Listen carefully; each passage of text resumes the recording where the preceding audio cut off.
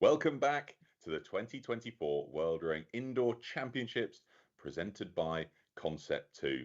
Coming live to you in a hybrid format as we did through the whole of yesterday, with athletes joining live from all around the world and also from our venue, the O2 Universum in Prague, Czechia. Over 2,000 athletes competing from over 50 nations in what shapes up to be 62 races worth of indoor rowing through the course of our 2 days. So wherever you're joining us from around the world, morning, afternoon or evening, a very warm welcome indeed. My name is Peter Hanlon. I'm going to be your anchor through the course of today, and joining me on our commentary team for this morning's block of racing, you can see here we have Niamh Hayes, our all-star coastal rower, indoor rower from Galliflash in Ireland. And on the other side of me for today, we have Shane Farmer, founder of Dark Horse Rowing and general all-around guru of indoor rowing training. So we're very much looking forward to taking you through today's program.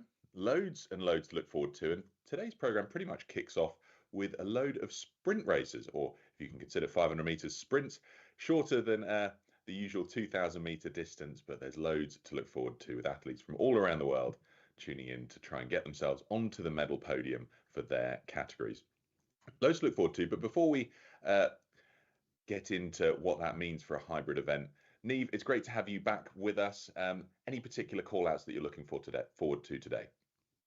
Thank you so much, Pete. Yeah, great to be back here this morning. So we saw some of the 500 meters sprints yesterday. So we kicked off a few of those yesterday. So great to see that they're back now this morning. And a few I'm looking forward to, definitely the women's 17 to 18 and the under 17 women, because they were blistering 2Ks yesterday. So I'm looking forward to a lot of those competitors coming into the 500s now this morning. Yeah, and they've had an overnight opportunity to rest up, get the legs back on form, and see if they can get back on the podium today. Now, Shane, how about yourself? What are you looking forward to today? Pleasure to be back, Pete. Thanks for bringing us all back together here. And let's see, I got to say for the 500, I'm pretty excited for the men's 40 to 44. We were seeing some quick times yesterday in the 2K and had fun watching those races, but also selfishly, again, I'm always going to say first, I'm going to have fun commentating this one. The unique event style makes for something that's fun and enjoyable, and also keeps things fresh as far as spectating and commentating goes. Yeah, certainly a pretty cool format, and great to see some real icons of the sport challenging each other in our Versa. But for those not too familiar with our hybrid format, here's a little explainer video. The World Rowing Indoor Championships are coming to Prague. It's time to spin the wheels. Taking place 23 and 24 February, the 2024 World Rowing Indoor Championships, presented by Concept 2, will be held at the O2 Universum Arena in Prague, Czechia. The event will be staged as a hybrid competition. Participants will be taking part in person in Prague or participating virtually from anywhere in the world. Virtual and in-person competitors will race against one another in real time during the Indoor Championships on their Concept 2 indoor rowing machine.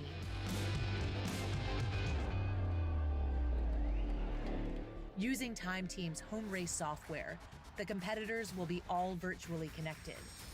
While racing, competitors will know their placing as their indoor rower will be running in race mode. This will allow them to see their position in a race on the rowing machine's monitor.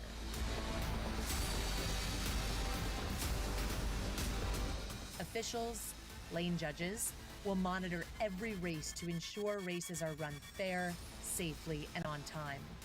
There are 3 types of races competitors can enter: individual distance races, either in person or virtual, over 500 meters or 2,000 meters. The relay races, also in person or virtual, where teams of 4 race over 2,000 meters. And finally, there is the World Rowing Versa Challenge, returning after a successful first edition in 2023.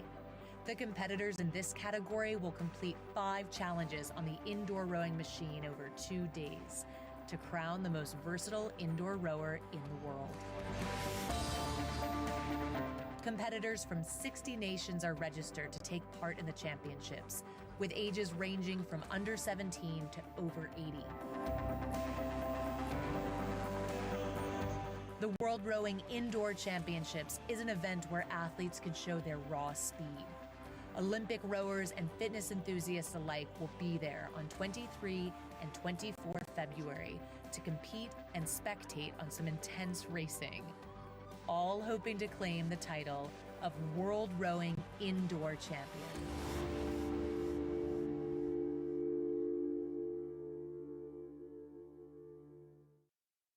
Well, you can see from that video, we've had a few cool years of getting the World Rowing Indoor Championships from virtual to this hybrid format that we've got now.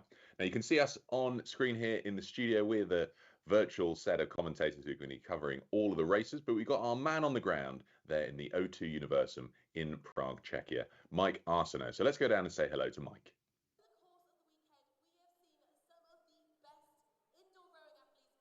Good morning, Peter. It is a sunny Sunday here in Prague for the second day of the World Rowing Indoor Championships. We have a lot of gold medals to hand out later today in a variety of disciplines. Of course, the 500, the 2,000 meter, and the Versa Challenge. 3 events remain in the Versa Challenge, and it's deja vu all over again. Our 2023 champions, Joel on the men's side and Elizabeth on the women's side, are in first place after sweeping the Saturday events. First place in both event number 1 and event number 2. Will they continue that strategy or continue that tack as we move forward here on this Sunday? 3 events remaining, as mentioned, so looking forward to that. A lot of excitement starting to build here on the competition floor at the O2 Universum. For now, though, Peter, I'll send it back to you. Thanks, Mike. Good to see that the hive of activity hasn't dissipated at all from yesterday. We did notice that through the course of yesterday, the atmosphere continued to build, the crowds got larger and larger, and hopefully we'll have more of the same today. I think one of the cool things, I guess, Neve, you'll have noticed it through the afternoon as well when we got through to those sprint races, and with a greater increase in the Czech athletes who are racing, it was really cool to see the stadium fill up a little bit more and give these guys a little bit more encouragement when they're racing. Absolutely. Yeah, I think we see it every year, no matter where the championships are on. You're going to get a good home crowd competing, particularly maybe in the younger age categories, kind of the under 17, the 17 to 18-year-olds. So we saw a lot of that yesterday. And again, this morning, we'll have lots of those younger 500 meters. And again, lots of athletes competing from Czechia. And I know that the home crowd will be there coming in to support them. Very cool. And we're starting off here, you can see, with the PR events. First off, for the women. So they're getting themselves situated on System B. We can see here, though, that this is System A, where the men are getting themselves situated for the next race. Now, Shane, it's quite cool that we've got 2 race systems. It allows the stadium to set up for one race whilst another one's running. Yeah, Pete, it's a really nice format that allows for a bit of a ping pong effect while they're down in the stadium, which also helps things to keep moving smoothly. It means that while one race is happening, another race can be getting set up. Athletes can be moving onto the floor, getting ready to go. Meanwhile, they're also watching that other race happen. There's a little bit of something where I think that also helps to kind of get their energy going, get some of the nerves out when they get to walk on and see other things happening. It's a nice format and allows for the racing to continue flawlessly. Very cool indeed. Well, the first one off to kick us off for the day is due off in just under 1 minute. It's the PR1, PR2, PR3 and PR3II, intellectually impaired women's race. 500 meters, Neve, we've got 7 athletes in person and 3 tuning in from home. Exactly. Yeah, it's great to see the shots of both the stadium there on our screen, as well as we're looking at someone's, it looks like it might be a rowing club. But yes, if you are tuning in and looking at the screen and we can see the tracker there, you'll see the different categories, and each of the colors represents a different category. So we have the PR1 women's, which is the 2 yellow boats that you're seeing. We have the PR2, which is the red, PR3 are the green, and then we have the PR3II, which is the pink. Is just off your screen at the moment, but it will pop up shortly. So yes, we are off the first race of the day, first 500 meter sprint here, and we're already off to a great start, Shane. Yeah, it's when we get to these 500s, things just start moving so fast. These races are over almost before you recognize that the race has started. So as these athletes are taking off here, you can see now in the women's PR3, Carolina Foresti, They're taking off in the lead now with a 136 split, crossing over that 350-meter mark. Shortly behind, 6 meters back, is Eva David, followed by Marie-Laure Robillard, 10 meters back from that first place position.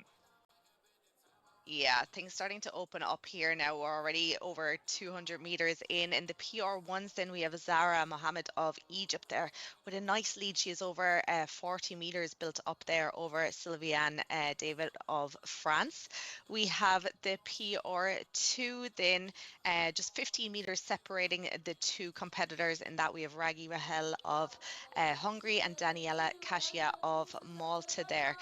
So already over halfway for most of these athletes, and we are seeing on our screen there, we can see Marta Picciano of Italy there, the sole competitor in the women's PR3II. And coming into this final 100 meters, back to Forresty in the women's PR3, still holding comfortably onto that lead, holding 18 meters ahead of David, followed by Robillard, again 40 meters back. She's going to cruise into that first place finish. It looks like that leaderboard is going to be decided nicely. Meanwhile, not noticing that there are going to be many shifts happening in the PR2 or the PR1 there. It looks like those positions are set coming into their final 200 meters. We've got Mohammed sitting in first place, and that is a virtual athlete that is coming into that final 100 meters there, followed by Sylviane, who is going to be 75 meters back from that first place position, as most of our PR3 athletes now have crossed the line. Picciano has now finished with a 147, as our two other races come into that final 100 meters. Yeah, final few meters here for these. I'm sure Carolina Forresty there in the PR3 will be happy to add to her medal collection, coming second there yesterday. And Eva David, who just finished second, she was just off the podium yesterday, finishing fourth. So no doubt she'll be very happy with that performance this morning.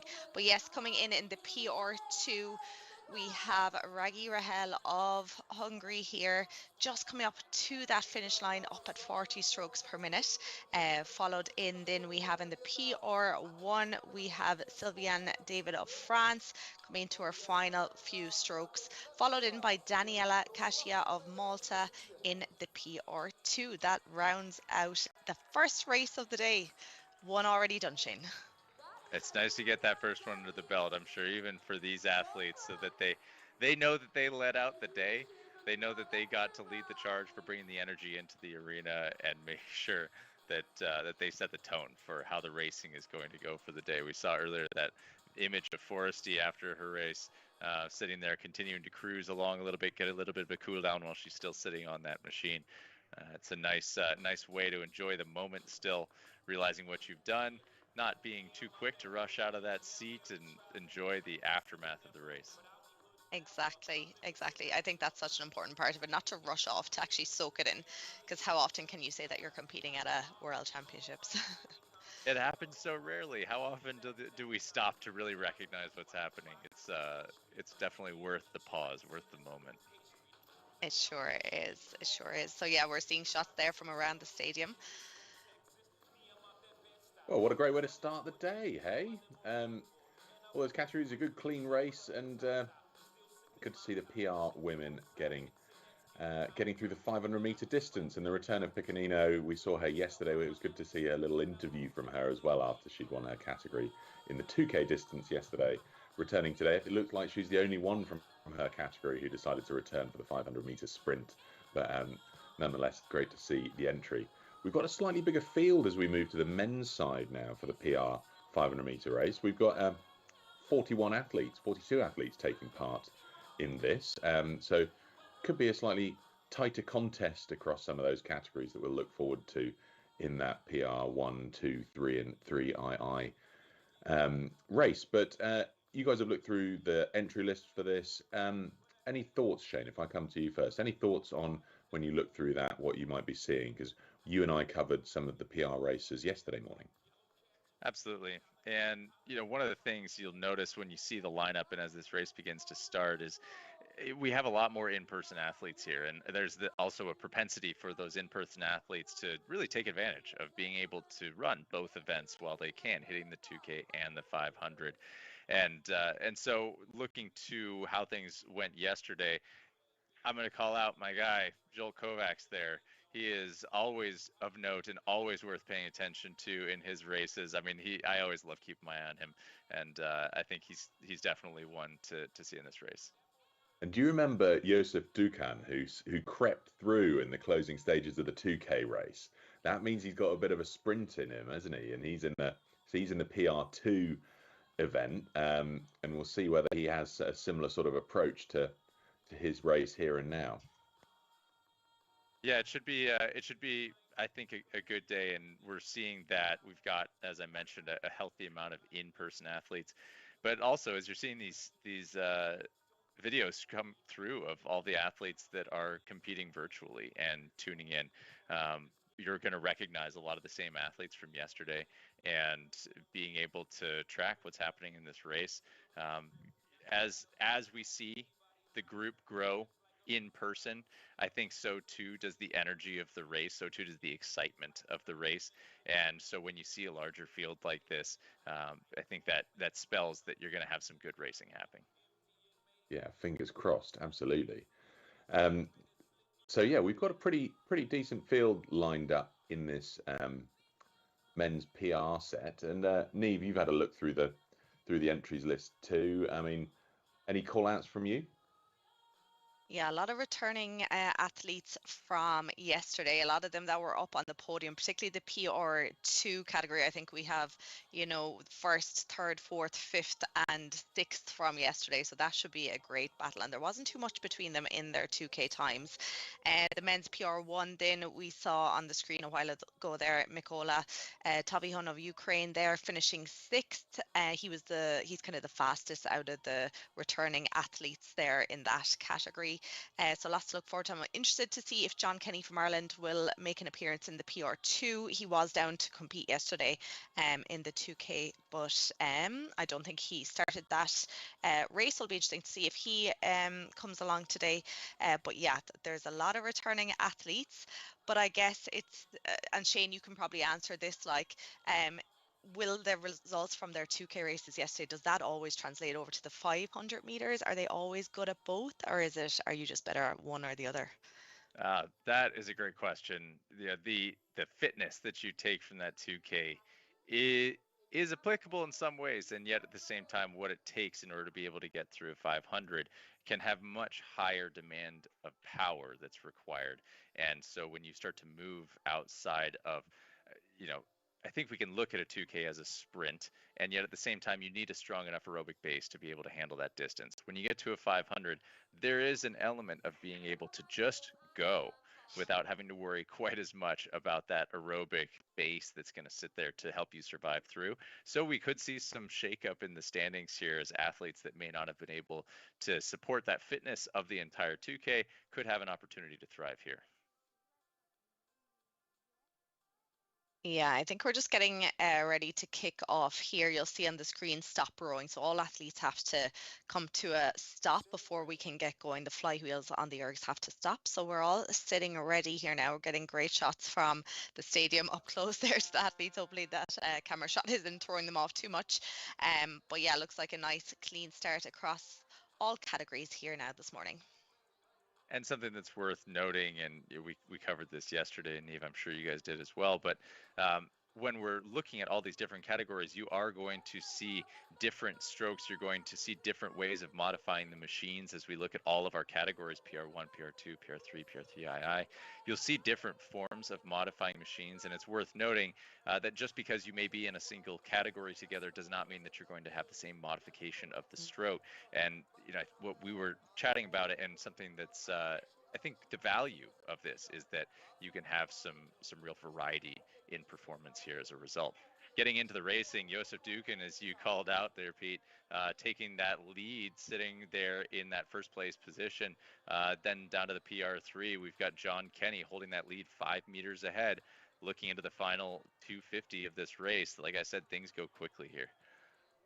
They do go very quickly, already over halfway. And yeah, you were describing the different modifications there, and it's great to see the different shots around. So we can see athletes, some are sliding, some are not. They all have a different classification, but coming up to that finish line already in the PR3, it is going to be a close finish here. We have Milan Lakovic of Slovakia just getting in ahead of Marco Frank of Italy there. 123.8 was the winning time there. 124.4 was second place.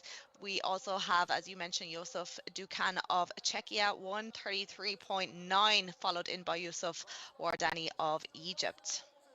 And Ala Ibrahim in that PR1 taking that first place position mightily with a big strong lead about 75 meters ahead of that second place position. That I think that's a redemption for Ala Ibrahim, who lost that first place spot going into the end of his 2K yesterday.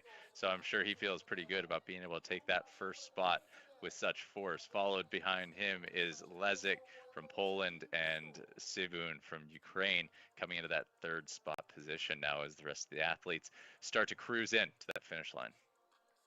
Yes, and we had the PR3II as well, just finishing there a second ago. So Thot Balas of Hungary, 133.7, followed by Mahmoud Ali of Egypt, 140.5. And final few athletes now coming in towards their final 100 meters or so. We have Jakub Toman of Czechia, local rower, coming into his final 100 meters here. We have Damien Mayer of France, and just coming into that finish line in the PR3II, we have Martin Palas of Czechia, 248.9. We're getting some great shots here of Tristan Condon in the men's PR1 with looks like child in screen. Pretty happy there. It's always nice to have family supporting you as you go through the races. It's nice to have people around that get to support you, cheer you on, and bring some of that energy that might not otherwise be there if you don't get the opportunity to be there in person. Exactly, that is a lovely shot there. All the family around supporting and celebrating. They all look very happy with their performances. So yeah, final few competitors now just coming up towards the finish line. We have Matej Havel of Czechia now into the final 20 meters, and look at this, the support from the crowd. And I think this is such an important part of all the racing throughout the day here, is that support. So it's great to see them out in force early in the day. And look at that smile, knowing that he crossed that finish line again. Like you said, Neve, I mean, just the support of the community in person, whether it is your locale or whether you are visiting from abroad and having the opportunity to compete in person, just knowing that that crowd is there to support you goes such a long ways towards making the experience what it is. And that's what makes competing so great, is the opportunity to be together, to feel that support, to feel that you are a part of something larger. And hey, when we're talking about the sport of indoor rowing, it can be a very solo adventure much of the year, I should say. We're often training in our spare bedrooms, our basements, garages, and so the opportunity to all come together and have this moment, I think, really makes it worth it. It absolutely does. And again, we're seeing those replays of shots there. So good, Pete, to see everyone cheering on, whether they're at home or in the stadium. It's excellent, isn't it? And I think that's what's so great about this indoor format, and even being hybrid, is that wherever you are in the world, you can have your family or your friends or your rowing club around you cheering you on to get towards that line. So that's the PR races for this morning done already, and great to see some times across all of the different categories that we've had put in there. Next up, though, we're going to be moving on shortly to the under 17 500 meter race, and we've got 9 people in person for this and 15 joining virtually. You can already start to see there athletes from all around the world getting their Wi-Fi or their videos tuned in so that they can make sure that their friends and family from around the world can also see them racing. But I guess it'd be a tricky moment, hoping that your Wi-Fi connection's going to stay stable for the course of your race and isn't going to interrupt anything. But it's amazing the feat of technology in this, Shane, isn't it? Because when you look at the fact that even if there's a slight glitch, the Concept 2 process is very good at reconnecting and re-establishing how things work, and they've got all sorts of verification codes that assure the outcome of a race on each machine is is tested and checked. Yeah, if nothing else, we know that Concept 2 is a trustworthy machine, and one of the ways that we see that, as it happened a few times yesterday, and will happen today throughout the racing, is you see false starts. And I think the false start is one of those opportunities to build trust with the racing system, because we can detect false starts from virtual athletes, and it will stop the entire race, and it will allow the entire system to reset, bring all the athletes back together, and restart that race to make sure that there's a fairly judged event as they get through. And you're right about the internet connection. For me, that would be the hardest part of it, was just trusting technology to be able to relay. I know that my performance would be able to be there, but I think that would be the hardest part, is knowing that the tech was going to hold up behind it. But as far as the race software goes, we know that that's not going to be an issue. I always love seeing this U17 race, because there's just so much life in these athletes, and there's just so much in front of them. You can tell, Pete, how excited they are to be there, and how I think how large this group is, and how much future they see in themselves in this race. Yeah, it was really cool to just see on the big screen there. That was Yaroslav Zakharov, who was telling us about his family's journey yesterday as he moved out of Ukraine to continue training with his brother for the indoors. And he set down a great time winning his heat in the 2,000 meters yesterday. Didn't win overall because the second heat was that little bit quicker, but it's good to see him back in there. And you're so right, the sort of vibrancy of the younger athletes coming into this, and good to see he's entered the 500 meters as well. I was scanning my eye down the entries list, hoping to see if Alp Kara-Duggan, who won it yesterday, might have returned. Doesn't seem that he's back for the 500 meter here. But Niamh, any particular highlights for you for the under 17 500? Yeah, I was expecting to see him as well, but no, he's not making an appearance. The win yesterday in the 2K was enough for him. But Paul Schinnerl of Austria, of course, came second yesterday to him with a time of 6:04.4. So definitely one to watch. And as we saw there, and as you mentioned, Yaroslav as well, I think he was disappointed yesterday with his performance. He said he was hoping for a 6:12, but he was a bit sick, he was saying all week, and finished with a 6:18.3. But I think, he might pull it out of the bag in the shorter race here now today. Yeah, fingers crossed for that. But you're so right. Paul Schinnerl there for Austria, second in the 2K. Alp Kara-Duggan, the only under 17 to have gone sub 6 in his 2K yesterday. But I suppose that opens the door for the sprinters in this field of under 17s. And absolutely. It looks like we've got a clean start off in this race here as the athletes are taking off. Very clean start here. Big field across as we look at the tracker system. We'll see it update there now any second to see who is in the lead. And as we mentioned, that Paul Schinnerl there of Austria currently sitting in that second place, just ever so slightly behind. But as I say that, I think he's going to be pushing himself into the lead any second there now. Here we see him, Paul Schinnerl there of Austria, just coming in as he approaches that halfway mark. Yeah, and sitting behind him is Staniszewski, who's just 2 meters back. But if we take a look at that split, it looks like Schinnerl is just going to continue to open up that lead heading into that last 200 meters now. Definitely pushing away from Staniszewski and Zakharov from Poland and the Ukraine. You can see now we're having a bit of a battle here for silver and bronze in this race. Now we've got Violainen starting to step up into that position. Yeah, and there goes Staniszewski dropping down into fourth with Zakharov, Violainen now jockeying for that second, third position. Yeah, I think Yaroslav Zakharov there put on a big push, got himself into that second place, and it looks like he's going to hang on. But that is Paul Schinnerl to take the win from Austria, 1:19 flat. Yaroslav Zakharov, we can see him on screen here now with those ducks. He's still shaking his head like he did yesterday, but surely he'll be happy after that 1:21 performance to take second position. Yeah, how can you not be upset with or how can you not be happy with a 1:19 in a 500? That is a fast pace, regardless of your age category that you're in. So that's definitely one to be happy about. You can see Violainen there now laying on the ground. Must be happy about being able to push his way into that bronze position. Yeah, there's some happy faces, I think, on the floor for sure. Yeah, so everyone finished there now, ranging from 119 down to 141.9. So big ranges there, but that was quick, that was fast. Even like the top 10 scores were within about 6 seconds of each other, so very little between any of the rowers in these sort of categories. Yeah, and let's keep in mind that these are all under 17 athletes. So these athletes are still in their prime and still figuring out what they're even capable of. So to be able to see these kind of scores is an impressive start, and surely tells a good story of what is to come for them. Well, a great race there for the under 17s. And pleasingly, we've got Mike, our man on the ground there, who's going to catch up with the winner, Paul Schinell.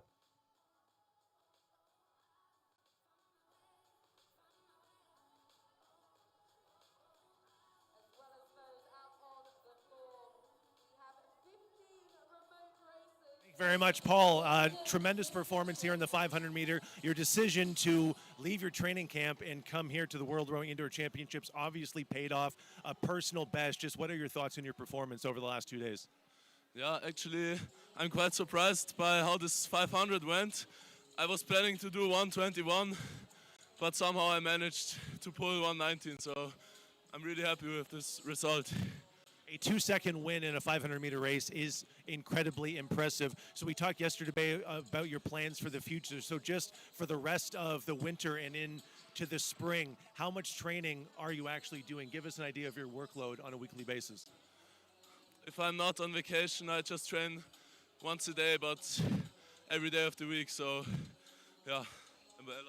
Well, that's what it takes to succeed at this level. Paul, congratulations. Thank you.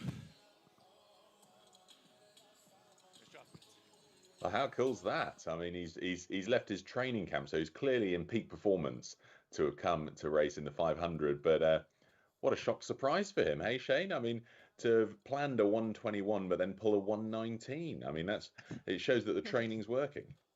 Yeah, I think that's exactly what I was getting at. When you look at these athletes, they don't even know their potential yet. And this is somebody who's training 5 days a week, because to be able to suddenly drop 2 seconds off of a race plan and to be able to thrive through that is stunning. To say I'm going to go into this with a 121 goal in mind and to pull out a 119, that is a massive boost of power that I'm sure was not expecting, but I'm sure is also more than happy to have accomplished now. And it'll be one of those things that racing in the venue, the atmosphere will help with that adrenaline rush that might have just spurred him on that little bit more than just in the standard training environment that he'd have been setting his expectations with the 121. Now, we move from the men's under 17s to the women's under 17s. And Neve, looking forward to this race. It's a slightly bigger field than the men's. Any call outs from you here? Yeah, absolutely. I had the pleasure of watching a lot of these athletes row in their 2Ks yesterday. We saw Maria Costagliano was definitely one to watch in her 2K. She had a great start, but just I think went out a little bit too hard and wasn't able to sustain it towards the end and finished third. But she did have that very quick first 500. So she's definitely one to watch today. But then, of course, Maria Hauser from Austria, who won the 2K yesterday, she started off maybe a little bit more reserved and had a blistering finish. So it'll be interesting to see these two athletes go head to head here in this race, I think. Yeah, we'll certainly enjoy that. It's quite a big field, and good to see so many Czech athletes entered as well.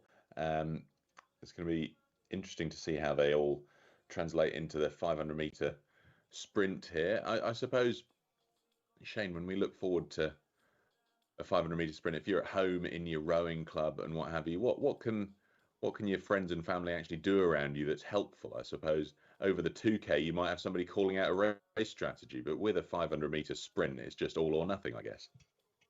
I mean, listen, like we see on the screen now, I suppose having a cheerleading squad is certainly going to go a long ways to helping you perform. I think the best thing that friends and family can do when it comes to a 500 is just make lots of noise and don't let you forget what you are in, because this race, as we've said before and we'll say it again, it goes so fast. And as long as you can keep your foot on the pedal, keeping the pressure on, pushing through, having that noise in your ear goes a long ways to reminding you that, hey, this will be over quickly. Make sure you give it all you've got.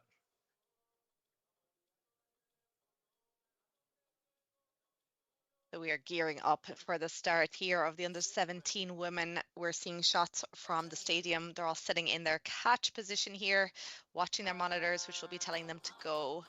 So here we go, first few strokes. And we are seeing Maria Costagliola was in shot there now. No doubt she'll be moving herself up towards the top of the leaderboard as it starts to sort itself out. Yeah, I'll want to take a look at Kovacs Juliana as well, who, with her reported time coming into this, has high hopes for herself of being able to pull some pretty fast splits.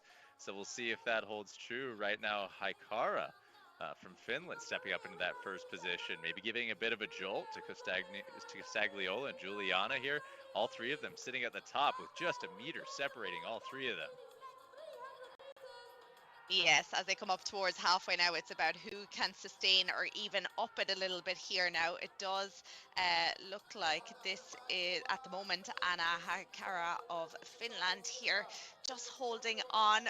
But Kovacs Juliana here, who finished second in the 2K yesterday, just has her split a pip lower here at 1:36 with 150 meters to go. They are neck and neck. This is going to go either way, Shane.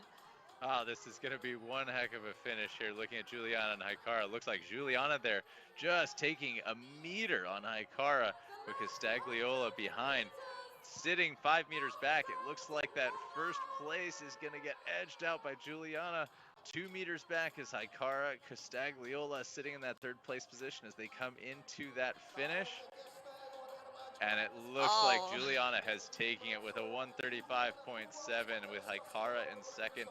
Costagliola with a 136.5 in that third place position as the rest of our athletes start to trickle into the finish. That's amazing. We were seeing shots from Anna Haikara there in Finland, getting a big hug from the coach, 136.4 to take the second position there. Juliana, I think, was happy with that performance after getting that silver medal yesterday. She's moved herself into gold today in the 500 meters. That was brilliant. And Costagliola just hanging on there, 136.5. Maria Hauser there, who won her 2K yesterday, coming in that fifth position, 139.4. We're seeing Maria Costagliola there looking happy, I think, with herself with that bronze position. Niamh, as an indoor racer, what would you do if you're in that position? You had your 2K yesterday. You know that you have a 500 the next day. What would your preparation be post-race and leading into the following day?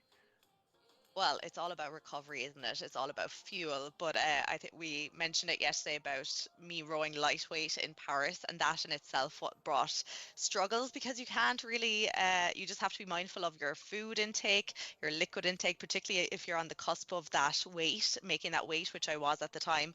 And so that kind of really impacts your recovery. You just have to kind of take it easy, get in some calories, get in your hydration, but as well, you just have to be really mindful. Now, obviously, they didn't have that issue in this race this morning, but yeah, definitely sleep, fuel. I think a cool down after the race. There's no point just getting up and walking away and sitting down. A cool down is really important, and of course, a big warm up then as well in that morning.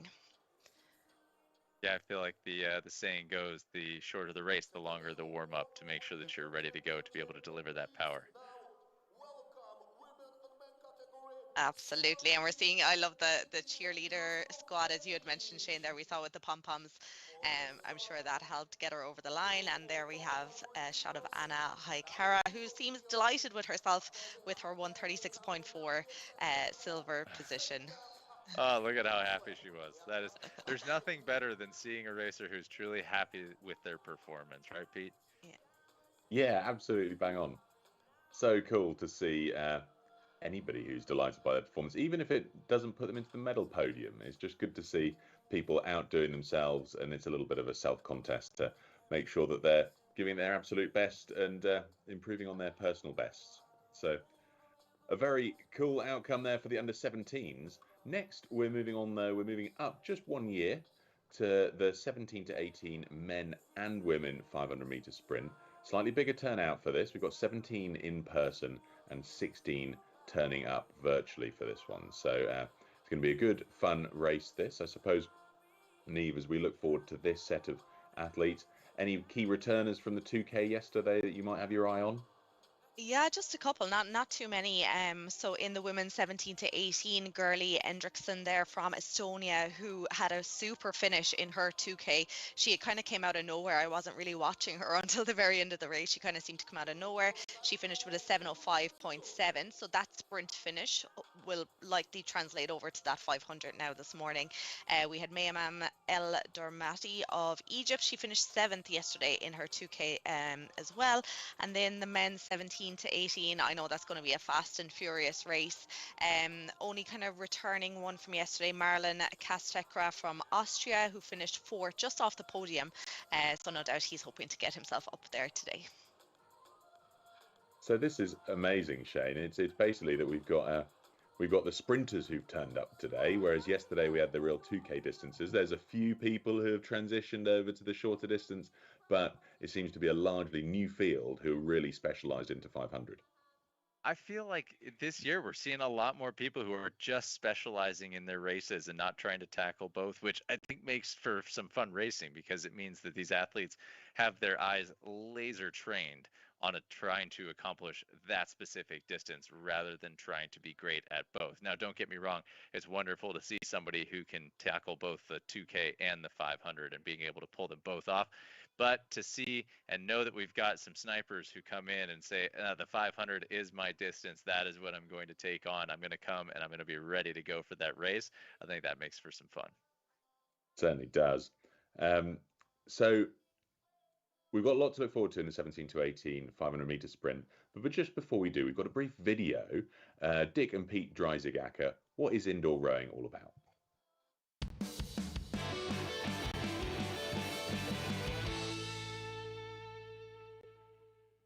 Yeah, for anyone who hasn't seen the first rowing machines that we made, they were made with standard parts, with bicycle parts, things that we just cobbled together and make something that would work.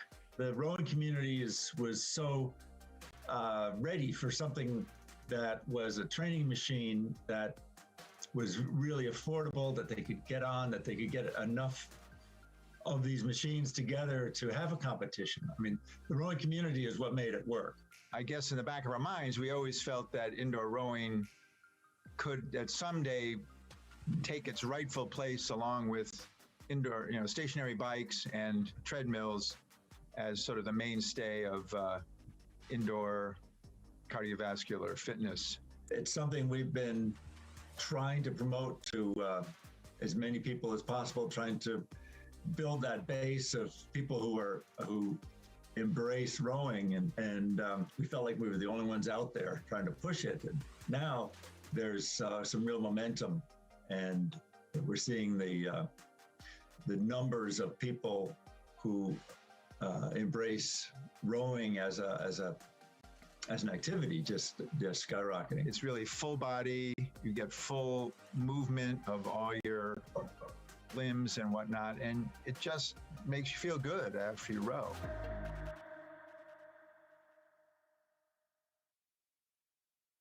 Well, we're pretty much ready for the next race, so we're going to jump straight down there. Over to you, Niamh and Shane. Yeah, glad we're back.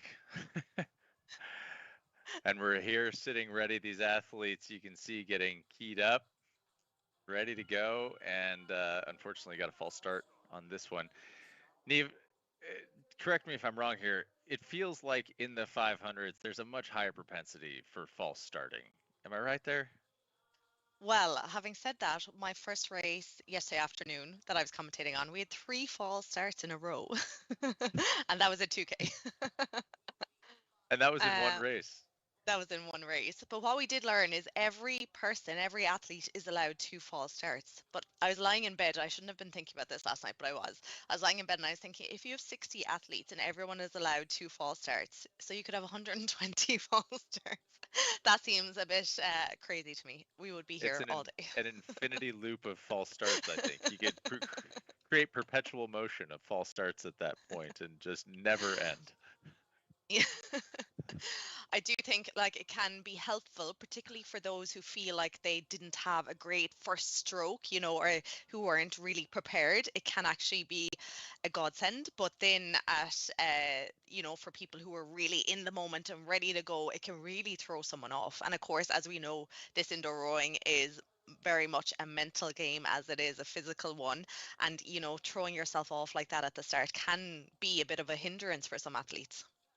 Is something that I mentioned yesterday, which I feel like doesn't stand now that we're talking about the 500s, is often with a 2K. If some athletes worry about that very first stroke setting them up potentially for a successful race, but in the long run with the 2K, the first stroke, all that really matters is that you have a good clean start and that you execute your race plan. But in a 500, I feel that's actually a little bit different. You could make or break a race in one stroke, so that first stroke does carry a larger gravity, I suppose, in the context of a 500-meter piece. Yeah, you're absolutely right. Yeah, because every stroke counts. It does in a 2K too, but you just have that little bit of leeway, don't you, compared to the 500. So we can see them now. Hopefully this will all go okay for everyone. It certainly looks like it is off to a clean start.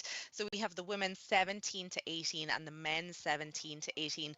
So lots of competitors, lots of things going on at the moment. On your screen, the yellow boats are the women, the red boats are the men. So at the moment, things are changing. At the top, we have Alice McCready leading it out ahead of May El Domati of Egypt, who's just after push yourself into the lead there now, ahead of Fabian Hess from Germany in that third position, Shane. And sitting on the men's, we've got Balloon sitting in that first place position with a 1:18, currently cooking at that pace. But right behind him, Kalina and Khan, our first two athletes being from Czechia here. What a great representation. Although looks like we might be getting a move now from Kasterka there, who has just moved into that second place position. Looks to be putting on a challenge. We'll see if Balloon can hold on to that split coming into that final 100 meters. He may have given a little bit too early, and Kasterka may have an opportunity to take that gold. And as I say that, those positions swap. Yeah, I think things are going to swap here in the women's as well. It was Mayam Eldomiati who had moved herself into the lead, but Alice McCready is after going back. They're just 3 meters separating them. They're into the final 50 meters or so. Alice McCready now starting to pull away a little bit. This is some finish from her. She's down at 1:35, and it looks like Gurley Hendrickson is gonna, yeah, she snuck in there into that silver position. She did very similar yesterday in her 2K. So that is Alice McCready coming in 1:33.8, Gurley Hendrickson, Estonia 1:35.3, and Mayam Eldomiati just going down into that third position, 1:36. And we were seeing video there of Balloon, who was shaking his head at that finish. I'm sure he's shaking his head saying, how did I let that lead slip away from me? He just got nudged out in that last second. And I have to call out Kasterka's race plan there. He sat in that fourth, fifth position. Wasn't one to blast out of the gates, but was able to really drop that hammer through the second half as he was able to press on the power. And some of those other athletes, I think Balloon specifically, may have given a little bit too much too early, gotten a little too excited and didn't quite keep his eye on what was happening with the rest of the field. Yeah, I think you're right.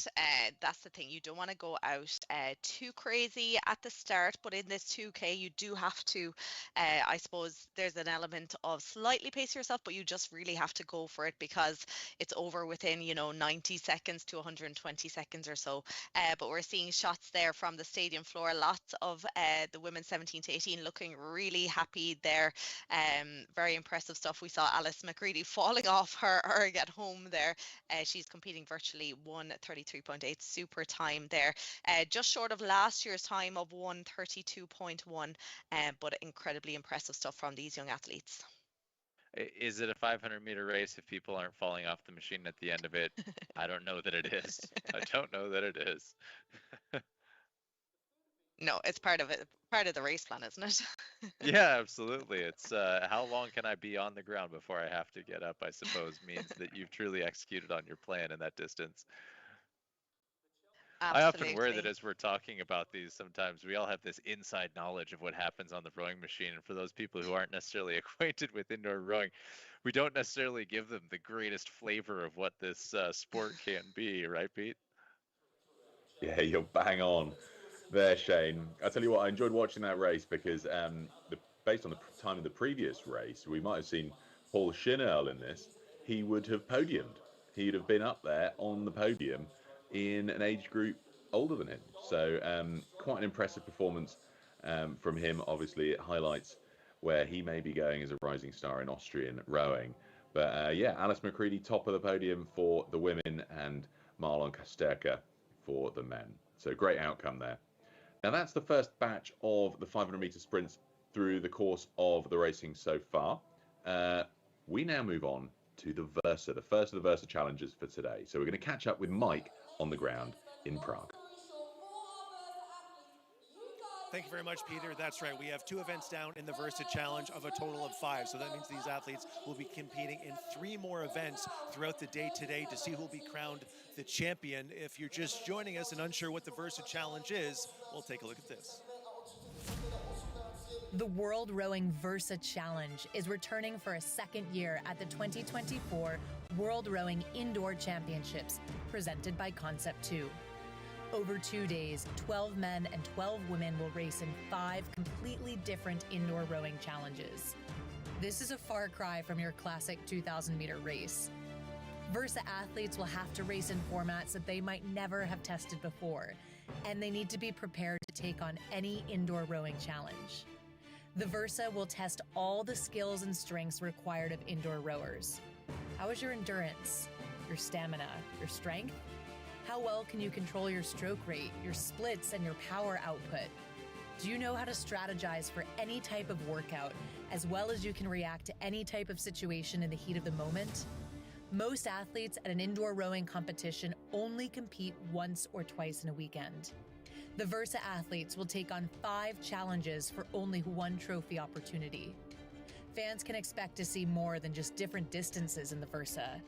Athletes will be competing in challenges that they can't even recreate on their rowing machines at home. Only 12 men and 12 women have qualified for the Versa, but only 1 man and 1 woman will be crowned the world's best indoor rower.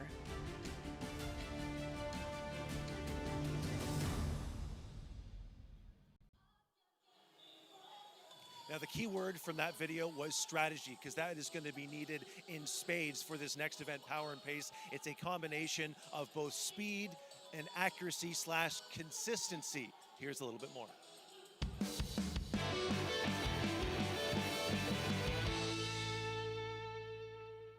The third event in the World Rowing Versa Challenge is called Power and Pace. Power is important, but pace is too. Power and Pace, competitors will have the chance to earn 2 scores in 1 event.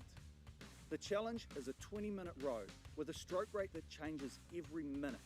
But here's the twist. It's the audience in Prague that will vote on if the first stroke rate increases from 18 to 37 or decreases from 37 to 18 throughout the challenge.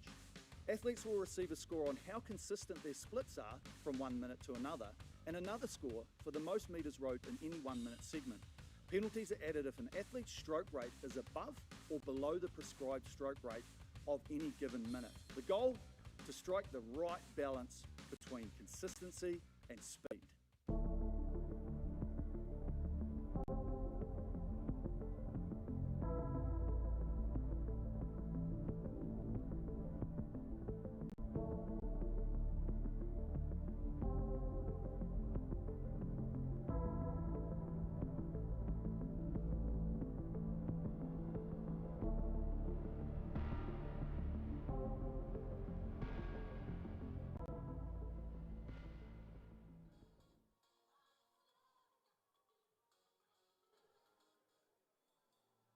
So we're just getting ready for the walk-in of the Versa athletes. First up, we have the women.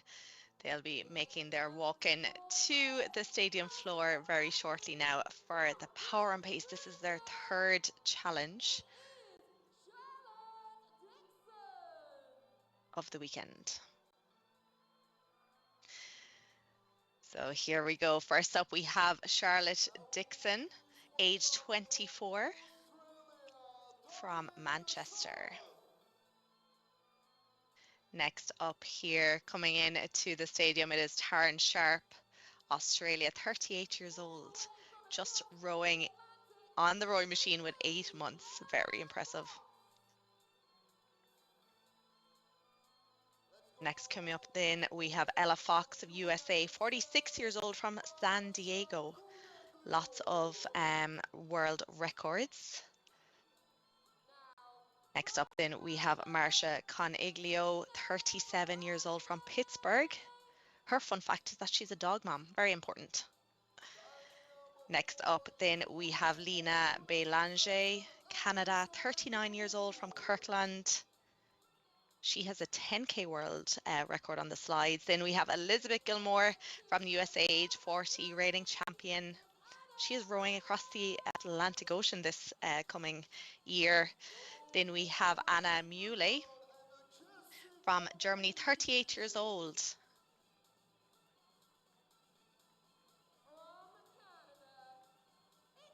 Next up, Jessica Eddy, first of our wildcards from Great Britain, Olympian.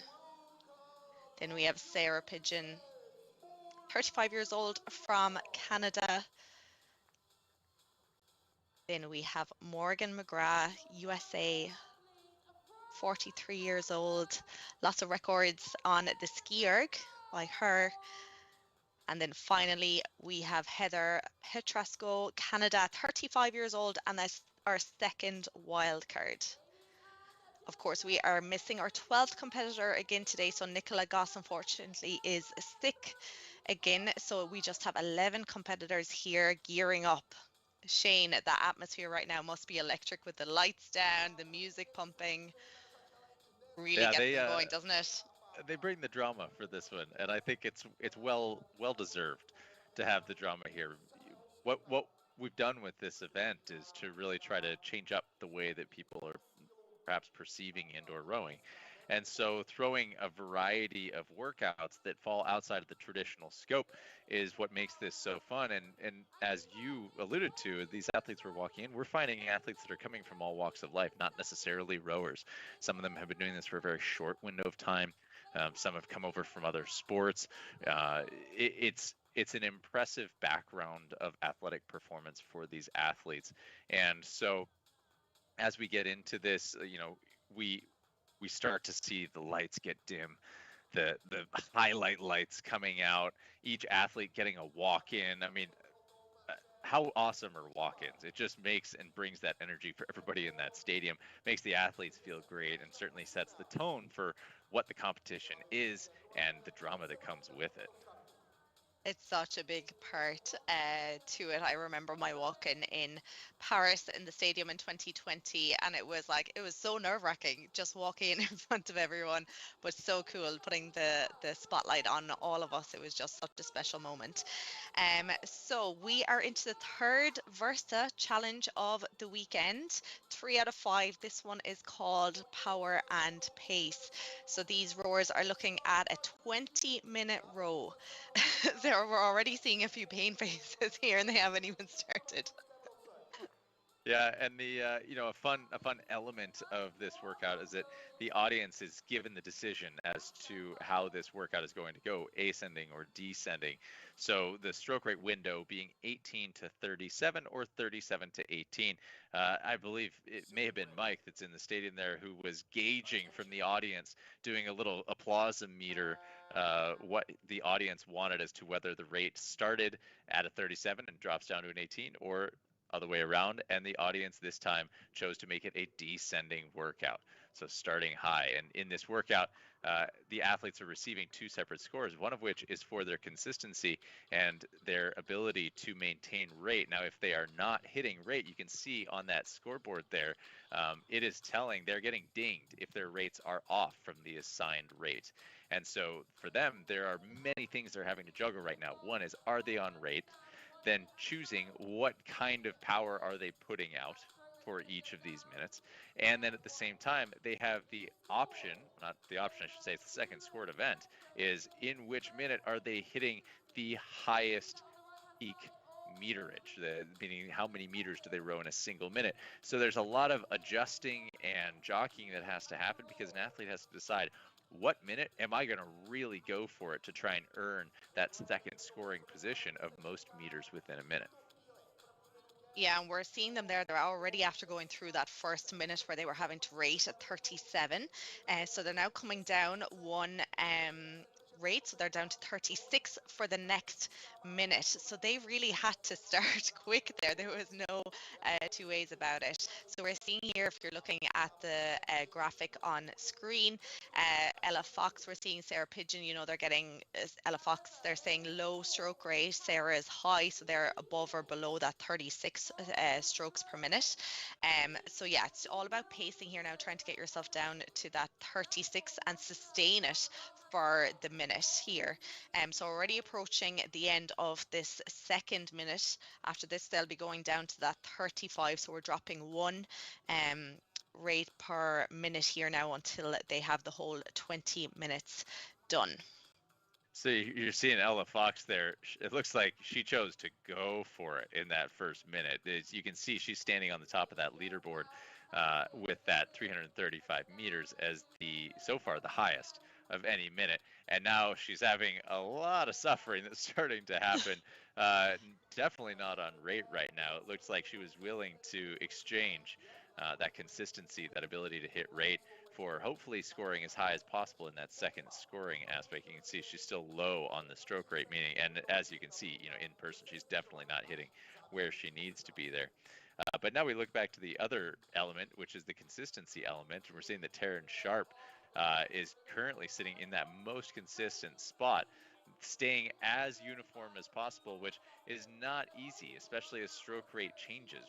In rowing, we often talk about having the ability to control two separate variables, stroke rate and pace. And pace being split is what we're usually referencing when we talk about pace. And that split, 500 meters. How long would it take you to go 500 meters with the amount of effort that you're putting out right now? So when we're looking at split, it will read as something like a 1:53. That means it would take you 1 minute and 53 seconds to go 500 meters. And so when you're seeing this changeover of the scoring system on the left, we've got best minute, and then we also have the consistency scoring. These athletes are having to pick and choose. When are they going to go for it? When are they going to pull back? Which of them do they care most about?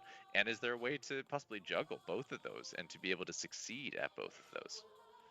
Yeah, a lot of juggling having to go on, but we are going to go down to Mike, who is on the competition floor right now. Neath, Draper is the director of the Versa competition. So power and pace. We have speed and consistency. Why was that important to test here for these athletes here in event number 3? I think you've seen already from some of our Versa challenges, it's all about strategy and athletes being able to think on their feet, adapt. So these are really unusual challenges. And the added twist in this one is that the audience could vote, should the rate increase, strokes per minute, or decrease? Most people are thinking it should go up, but the audience today voted to go down, which is counterintuitive to what everybody's thinking. So they've got to think on their feet, and they get a score for their best minute and for the average split. So really interesting. So the descending choice surprised you a little bit. Yeah, it did actually. I think it's a twist, but we accept it, and it's going to be good to see how they go. And that's key for the athletes. They have to adjust to different situations. They need that versatility. Just overall, I mean, this is the second iteration of the Versa Challenge. 1 day under our belts, 3 events to go. In your estimation, how is it going? Is it meeting your expectations, exceeding them? Oh, definitely exceeding. We started the year not really knowing. We had some improvements in mind, particularly in the challenges that we wanted to give the athletes. Some of them are great, and I think if you gauge the audience reaction from yesterday, particularly the elimination, we had people standing on their feet. We had the athletes, the men watching the women watching the men, and they're cheering like crazy. So we think the enthusiasm that this is building is really palpable, and we're really, really happy. Well, that excitement will just continue to build as we move further through this event and through the remainder of the competition as well. Matt, thank you very much. Neith, Shane, back to you. Yeah, thank you so much, Mike. Great to hear from the competition floor, and just a little bit about a background about the challenges. But what we're seeing here, Sarah Pigeon from Canada here, looking very strong. Ella Fox there as well, putting on big long strokes. We are down into the 31 rate now at the moment. So we still have 14 minutes left in this challenge.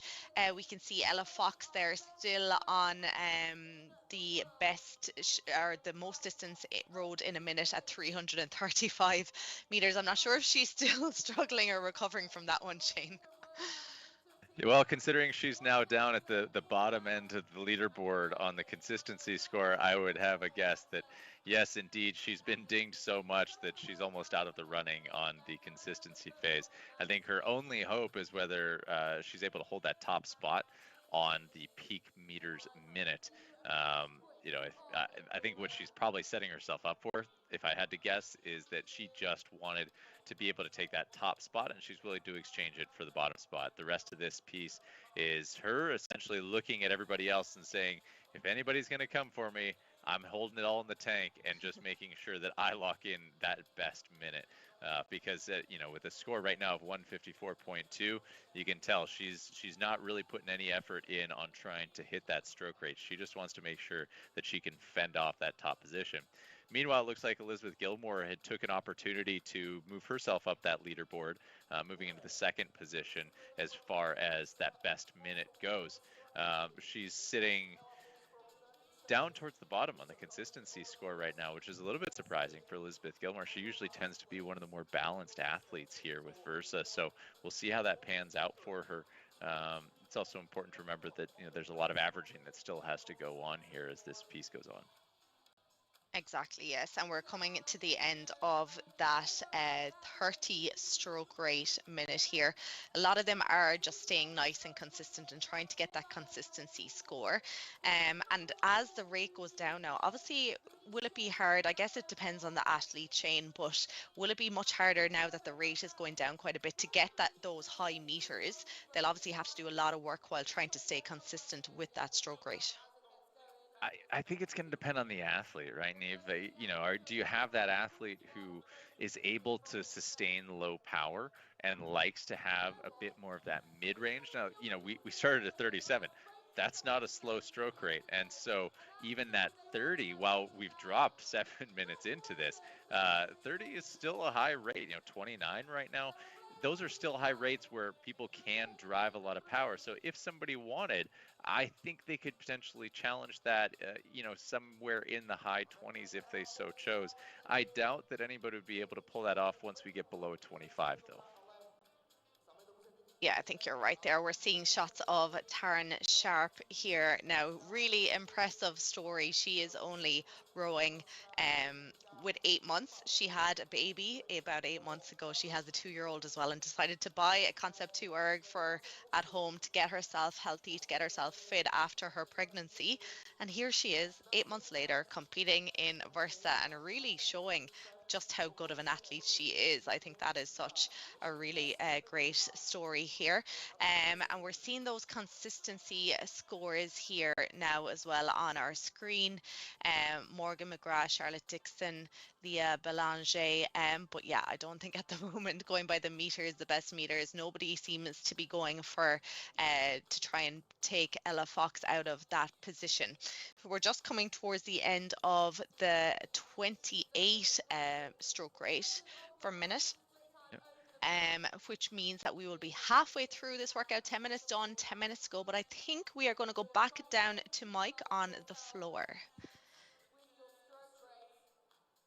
Much, Neith. You and Shane have been talking about the strategy and positioning for this event, and Eric, we've been talking about it as well. So if you take someone like Ella Fox, who's basically going for that first place and the speed total best minute for the meters, and has kind of punted the consistency measure. But if you take a look at the leaderboard, it seems like everyone may be shaking out by a middle of the pack, so it's going to come down to fractions. It is, and the idea behind having a power and a pace is that with the Versa Challenge, we're trying to find an overall athlete. And if you're in any environment, it's like we want everyone to hit the same thing, and if you're not, you're going to get penalised, which is sort of what's happening here. So yes, you have to decide, like, am I willing to take a shot on one side and not the other? And we can already see it, and things are changing all the time, which is why this event is quite interesting, because it creates so many complexities. And at the end of the day, what could happen in a hypothetical situation is that everybody could end up on the same score. And so that's the thing, is like, are you willing to be, second on one side and fifth on the other, or first and 12th? And that's where you've got to say, where do I want to find my points from? And that's what we're seeing with some of the ladies out here now. It's also the timing of when you want to find those points, because do you go in the first minute or two to try and get the most amount of meters, or do you go for the consistency for the majority of the work and then push at the end? So if I could put you in power and pace at your apex, what would your strategy be? And we'll see if these women follow it or the men later on. Well, we threw a cat amongst the pigeons, right? And we said to the crowd, do you want to increase your rating or decrease, right? And so to get your best score, you're only going to be able to do it at a high rate. So we saw a couple of the ladies go full gas, because they're like, I'm not going to be able to hit this come 2 or 3 minutes later. So I have to go for it now, otherwise I'm not going to get the score. So that adds that cat amongst the pigeons. It was crowd interaction. They were the ones that decided which way it was going to go. So, at the end of the day, if the athletes are going to blame anyone, it's the crowd here in Prague. You've absolved yourself from any blame whatsoever. Very smart move, Eric. This is not your first rodeo. Thank you very much. We'll be interested to see what these athletes do, because, again, they didn't have a lot of time to come up with their strategy once they found out if it was ascending or descending. But, yeah, it will be exciting for the rest of the day. Thanks again for the insight. No worries. I love that they're blaming the audience. What a fantastic tactic. Let's squarely place that blame on the audience. They are definitely to blame for this workout and anything that the athletes are feeling right now. Yeah, so we are into, there's less than 8 minutes to go here now. They're on rate 25. They're coming into the final 15 seconds or so. Here, Elizabeth Gilmore here on our screen, looking pretty comfortable now.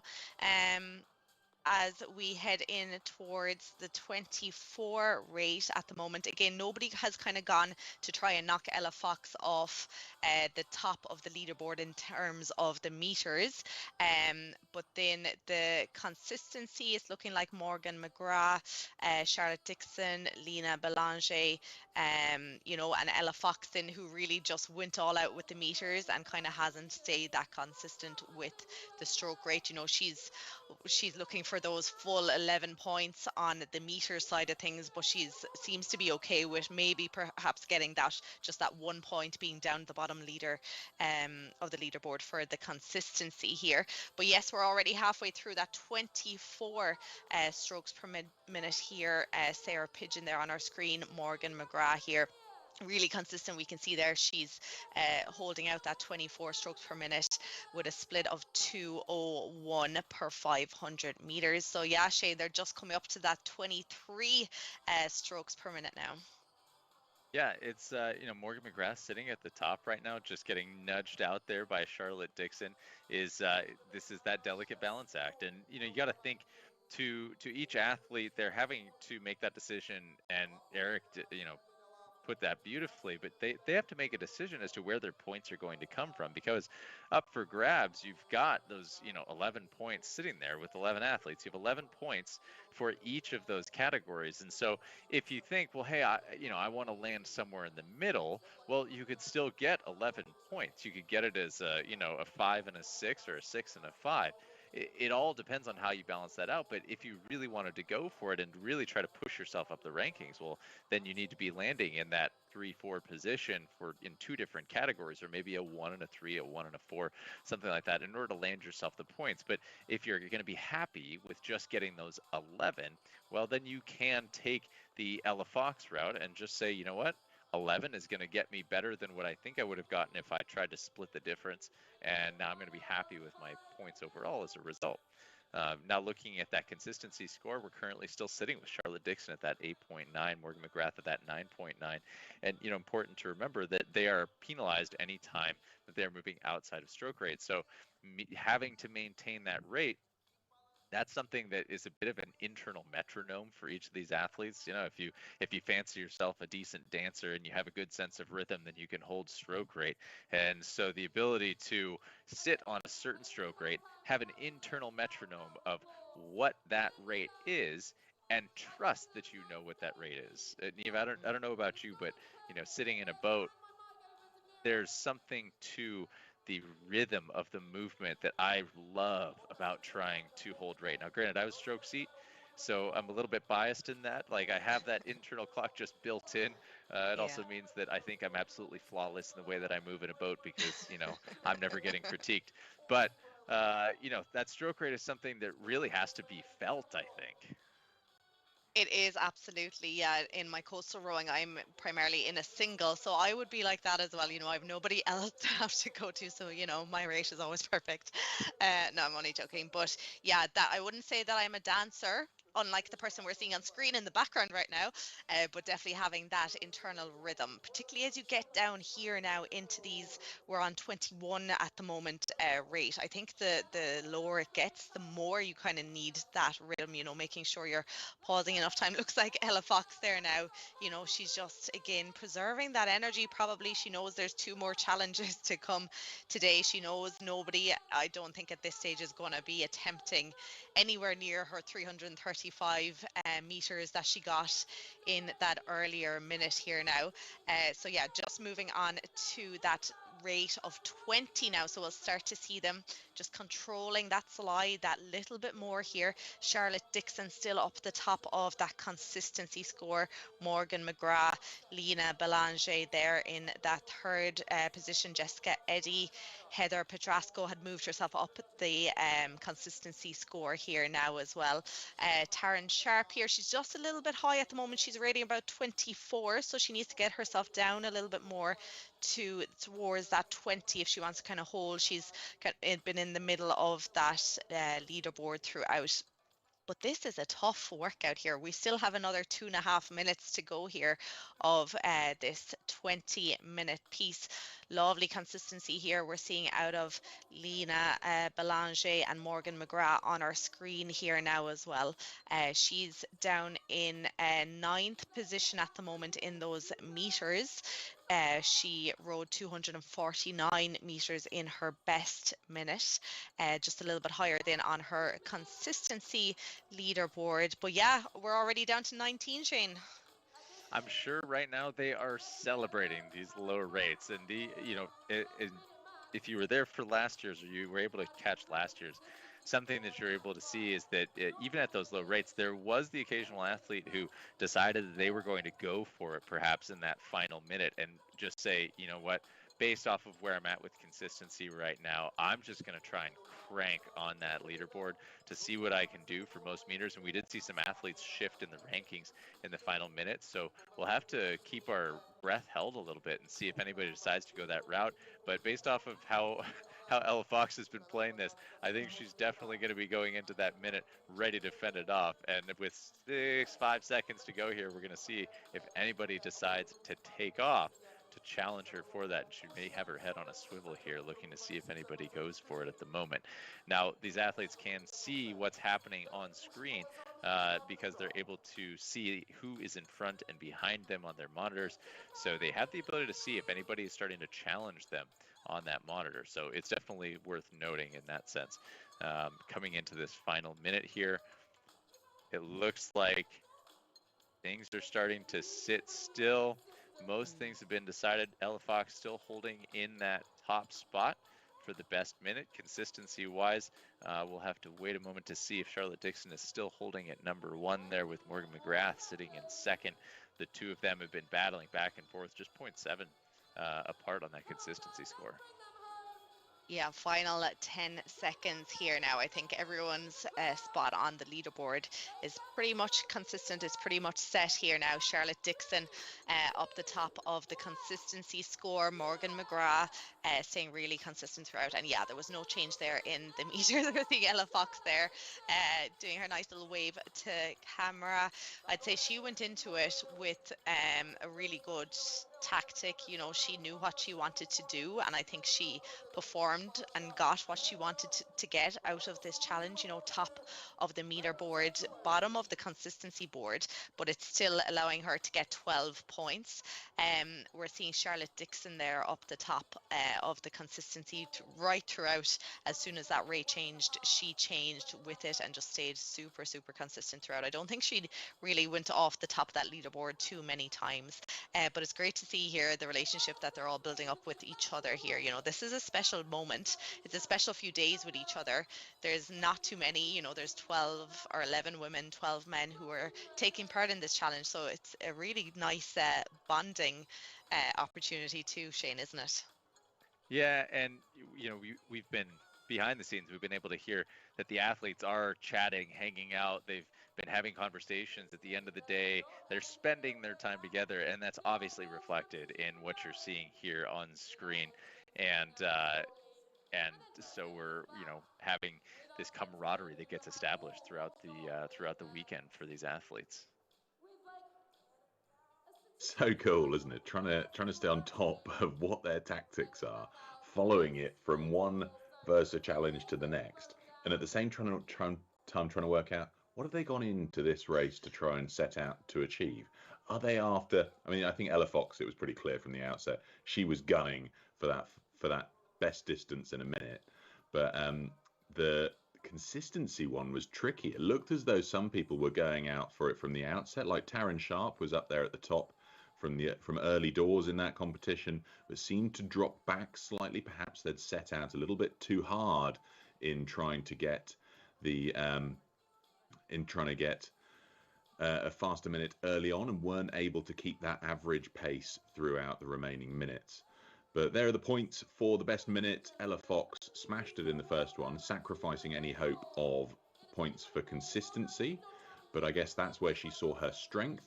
The reflection of that then into our leaderboard here, after 3 Versa challenges for the women, Liz Gilmore at the top with 39. Looks like she's trying to dominate the top, but then you just can't split the next 3. Jess Eddy, Morgan McGrath, Charlotte Dixon tied on 36 points. So still all to play for, with 1 challenge remaining for the women before the effects of those points are put into play with the chase. So bear in mind, the first 4 of the 5 challenges lead into the advantage that they'll get in the 5th challenge, the chase. So that's what they're working towards. Now, that's status of the women's Versus so far. We've got Mike down there on the ground who's going to have a quick interview with the winner.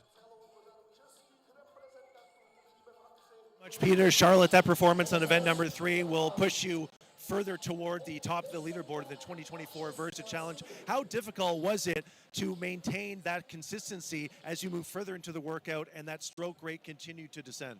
Yeah, it was a lot more difficult than last year when we got to go from the low to the high.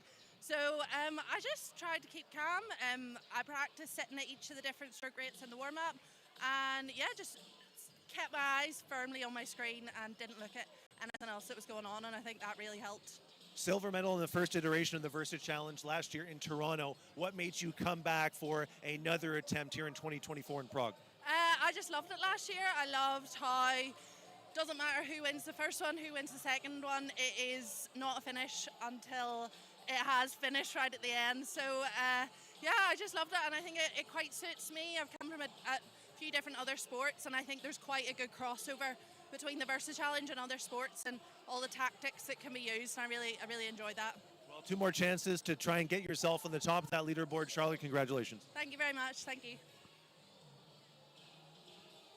Thanks, Mike. Great to hear from Charlotte on how she tackled that consistency challenge. It was a tricky thing to read how they were progressing with that, their goal being to set an average split in the first minute and then try to stick with that for every subsequent minute despite the rate changes, which is a really tricky thing to do, and you get penalized along the way for any deviation from your average split, therefore affecting your consistency score at the end. So we've had the women's Power and Pace Versa Challenge. We'll have the men's Power and Pace Versa Challenge in about half an hour's time, but we're going to go back to some of our 500-meter races for the age groups that we enjoyed through the course of yesterday's racing. Next up, we've got the 40 to 44 men and lightweight men coming up. We've got 26 athletes in person and 11 taking part virtually in this. It's a 500-meter sprint. You can see themselves here getting ready. So we'll enjoy that race coming up in just a few moments. Look at this. Somebody warming up on the treadmill at home. David, oh, that's not David Rackstraw. That's clearly David Rackstraw's fan club getting their meterage in on the treadmill beforehand. So Jim Berryman here, some of the big names that we've seen dominating the 40 to 44 age category in recent years. Looking through the rest of the entry list, Neve, it's always a very fast category, this. It is a fast category, and I know Shane is looking forward to this one he mentioned earlier. But yes, Jim Berryman there, who we saw on screen just a second ago, winning his 2K yesterday, getting under that 6-minute mark. The time from last year to beat is 1:04 below that, but we also of course have the lightweight men's 40 to 44 as well. So a few returners from yesterday: Vaclav Valek of Czechia, who finished second in his 2K with a time of 6:28. So I'm sure he'll be one to watch in this one as well. Yeah, and we'll be wanting to take a look at some of the splits in this. We're seeing some reported blistering paces, including down to the 1:16s for this 500 meter. There was a quick look at Vaclav Zita there, who was there for the 2K yesterday, was hoping for that top spot and missed just out on those top 3 positions. And so now as we get ready, the athletes have been brought to sit ready. This race is about to kick off, being called to attention. And I think we nearly saw the false start there on our screens. Maybe someone at home there was a bit eager. Yeah, boat number 111. Looks like that was Francesco Procaccianiti, who got that false start. But I imagine we'll be able to get that reset pretty quickly as the athletes will get reset and get ready to go. Looking like a few people frustrated there, I think, with that false start. Again, we saw it earlier as well. It's always that, it annoys some people, but then it suits some people to get that kind of first burst of adrenaline out of the way, and then they're kind of maybe a little bit more settled the next time they go into it, a bit more prepared. Jim Berryman, though, is sitting ready. He is not putting his handle down. He is not taking any chances here now. As you said earlier, Shane, every split second counts in these 500 meters, so you don't want to be behind. You don't want to be picking up your handle just as everyone else is getting going. Yeah, and it's interesting as we're scrolling through these images from athletes that are competing virtually, you'll notice that a lot of them have weights covering their machines, sitting on the feet of the machines. This is one of those races where so much wattage is put into the machine. You can see even now they've sandbagged down all the machines in the arena. We've seen the effects of this massive power put onto these machines. Those machines will scoot clear across the floor if they are not held down properly. It looks like our athletes have now got a clean start. This one is going to be fast and furious now as these athletes get tuned in. The race has finally started. Let's see how things shake out. After the first 100, we usually get the shuffle there. And there it is, Matt Snare currently sitting in that first place position, holding a 1:14, but right behind Charles French, also at a 1:14, 2 meters back, 3 meters back, bouncing back and forth. There's Vaclav Zita in that third spot, but hey, anything can happen still. We haven't even crossed that halfway point yet.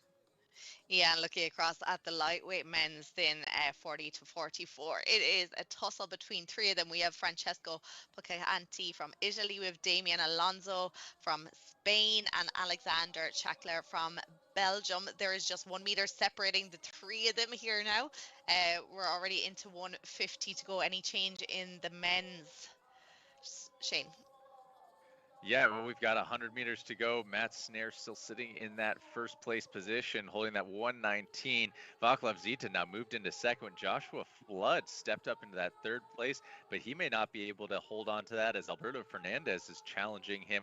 Coming into that finished position, though, we've got Matt Snare in one with a 115.8. Vaclav Zita with a 116.6, followed by Alberto Fernandez with a 117.6, edging out Joshua Flood by 0.1. That is a tenth of a second for that third place position. We said it was going to be fast, and I think it certainly was on the men's 40 to 44 there. It definitely was. And in the lightweights there, oh, look at those shots from the studio or from the stadium floor. In the lightweight men's, then Alexander Schachler of Belgium, 125.3. So he beat the score, the winning time from last year, by 0.4 of a second.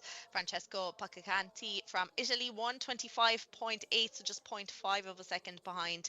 And Damian Alonso, Spain, 126.4. So yeah, and then we can see Vaclav Valek from Czechia, who finished second in the 2K SA, just outside of the podium today. He was in fourth position, 126.6. Blink and you miss it, Shane. It is over already. It absolutely is. I mean, these guys go 0 to 100 real quick, as does anybody in the 500-meter race. And just yet again, I mean, some absolutely fast times. When you're looking at the middle of the pack, being in the 122s, 123s, you know that you are dealing with a quick race. And especially when your lightweights are going 125, you know that you are up against some stiff competition. Absolutely. Yeah, it's interesting actually over the years how there used to be a big difference between the open weight and the lightweights, whereas they're getting closer and closer together, are they, in terms of times? It's like, it's like the 4-minute mile, I think. Once somebody starts to pass that threshold, you all of a sudden have all of these people that start to join in and realize, oh, hey, maybe I have a little bit more in the tank than I thought I did a couple of years ago. Yeah, well, I guess having a little bit more in the tank as you get older is going to be a rare occurrence in most aspects of life. But we move now on from the 40 to 44 men and lightweight men to the equivalent of the women, but this time we're adding in the 45 to 49 lightweight women as well. So it's another stacked field here. We've got 23 in person and 6 joining virtually for this race, and they're due off in just about a minute's time. So we'll look to them getting themselves situated, and they're on System B in the venue, which means that they've had the opportunity to do a bit of a warm-up. Important to get yourself warmed up for a 500-meter sprint, Shane. You wouldn't want to be doing that cold. No, certainly not. There's nothing like a 500-meter to make sure that you've taken enough time to prep ahead of time. We were speaking about this earlier, but the shorter the race you want, the longer the warm-up you need. And that's because you need your body to be well primed for that singular opportunity to go. If you are not putting in the proper warm-up before something like a 500-meter, your body can just go into shock halfway through. Now, you may be able to put in a real dominating first half, but if you want to be able to survive the entirety of it, you need to make sure that you've warmed up properly. Certainly looks that way. You can see here some of the women in the lightweight category getting themselves ready at home. Tanya Venables for Australia. We've got Wahija Khan of Saudi Arabia. Who are your picks as we set ourselves up for this race here then, Niamh? In the women's 40 to 44, we have a few returning from the 2K yesterday, but I think the one to watch will be Sally Lancaster, who won this category last year with a time of 1:32.5. So let's see if she's been training hard over the last year and if she can translate that into a podium finish here today. So they're already off in this next 500-meter race. Things will just start to sort themselves out now in the next couple of seconds. At the moment in the women's 40 to 44, Radka Jurskovska of Czechia leading it out here with a blistering start, 1:26 here. Henrietta Hoberg then of Sweden in second. Sally Lancaster, who I just mentioned, down in that fourth position. Not sure she was prepared for that quick start out of all these athletes, Shane. Yeah, absolutely. I mean, looking at Jerikovska right now, I mean, that is an absolutely dominating split coming out of the gates. She is trying to set the tone in her race. Looking down to the lightweight women, 40 to 44. We have a pretty tight race happening here with Sofiali, who had a dominating race yesterday and pulled an absolutely amazing 2K, sitting with a bit of a lead over Varma. But Varma, 4 meters back, is currently holding a split that's just a little bit faster and may give her the leg up as she comes into the final 100 meters. And then looking down to the lightweight women, 45 to 49, we have a lead held by Salala with 7 meters over Complot and Loxo here. We're going to have some good racing. Yurikovska still holding on to that top spot as she comes into that finish. She is still holding on. We can see Sally Lancaster on the screen here now after moving herself up to second position here now, but there was no doubt about the winner here, Radka Juraskovska there of Czechia, 129.1, beating that 130 time, getting under that. Sally Lancaster then winning this category last year with a time of 132.5. She's down to 132.1 for that second place position, so nice little improvement there. And Teresa Horskova of Czechia, 133. Shane, like at this level, when you're down at the 130s, like any split 0.1 of a second of an improvement is huge, isn't it? It absolutely is. There's just, when you are on the razor's edge like this, any kind of improvement, tenths of seconds are what matter in a sport like this. I had to call out as well. If we're looking at the lightweight women's 40 to 44, we have an unofficial tie for that first position with Margit Varma and Setvin Sofiali, who, again, I mentioned Sofiali from yesterday, had a wonderful 2K. They just both pulled a 140.7. Again, that's unofficial, but we're looking at a potential tie in that first place position. We talk about tenths of seconds mattering in this, and yet we come in with something like that where two athletes are just battling back and forth between them to be able to come in with exactly even times down to the tenths of a second. You have two incredible athletes against one another. Yeah, they battled it out yesterday, and here they are again as well. That was an incredible finish, and we're seeing the stadium starting to fill up. Big crowd there now, cheering on these athletes, and we can already see the next group getting ready and making their way towards the competition floor. But here on our screen, we are seeing the winners of the women's 40 to 44. Radka Juraskovska there, winning with a very impressive time of 129.1. Sally Lancaster then 132.1, and Teresa Horskova, Czechia, 133. So yeah, we're seeing that walk in now for the next block of racing. And it looks like, based on the leaderboard there, again, unofficially still, we are saying that we saw a tie between those two top athletes. And you mentioned that the arena is starting to fill up, and something worth noting that if you look at the way that the arena is laid out, the way that the machines are facing tends to be the area where people start to fill up first. And you know that the arena is filling up when the other side of the arena, the back side of the athletes, is starting to fill up. And that's what we're seeing right now, is that those spectators are starting to fill up both sides of the arena. And that's exactly what you want to see on a day of competition like this, is to see that crowd start to build. Yeah, make a proper cave of noise for these athletes, give them full support from start to finish. But yeah, I got to say, in that previous race, what an exciting conclusion, an unofficial tie in the lightweight women's event there. Absolutely nothing to separate them, and I'm sure that they'll have to go pining through the hundredths of a second to see if they can separate that, but otherwise it will have to stand as a joint gold for that category, which would be quite an impressive outcome. Next race, though, we're looking to move on from the women's category now to the 45 to 49 men's and lightweight men's race. 31 athletes in person in Prague and 7 joining virtually from home. So this race due off in just 2 minutes' time. They'll have gone through their warm-ups. How do you like to warm up, Shane? What's your advice to those at home who are thinking about getting into 500-meter racing? What would you do to warm up for a 500-meter race? Well, if I'm going to be getting into a 500-meter, you're going to have to expect that I'm going to spend probably at least 10 minutes starting to get comfortable with just building up on stroke rate but light pressure, mostly because I'm trying to get my body warm but not fatigued yet. And then once I move beyond that first 10 minutes, then I'm going to start to move into some pressure pieces, because I'm going to want to feel what kind of goal am I going for today with my split. So I'm going to start to drive maybe power 20s, which are 20 hard strokes, where you start to work your splits down to what you're looking for, ultimately your goal. of the final 20 that you would hold. So I do typically another 6 minutes there. And then following that, I'm going to practice some sprint starts because I want to know how that peak power feels as I'm coming out of the gates, how my body feels primed and able to kind of hang off of the handle for the day. And then I'm probably going to run a mock first 100 just to see how that takes off. And then I want maybe 4 to 6 minutes there to settle. That would be all ultimately accomplished in the warm-up area. Then we're going to walk out onto the field, and I'm going to have to hope that warm-up sustains me before the race actually starts. I'm exhausted just listening to it. How do you keep the energy for the actual race? Neve, what would you do? None of that.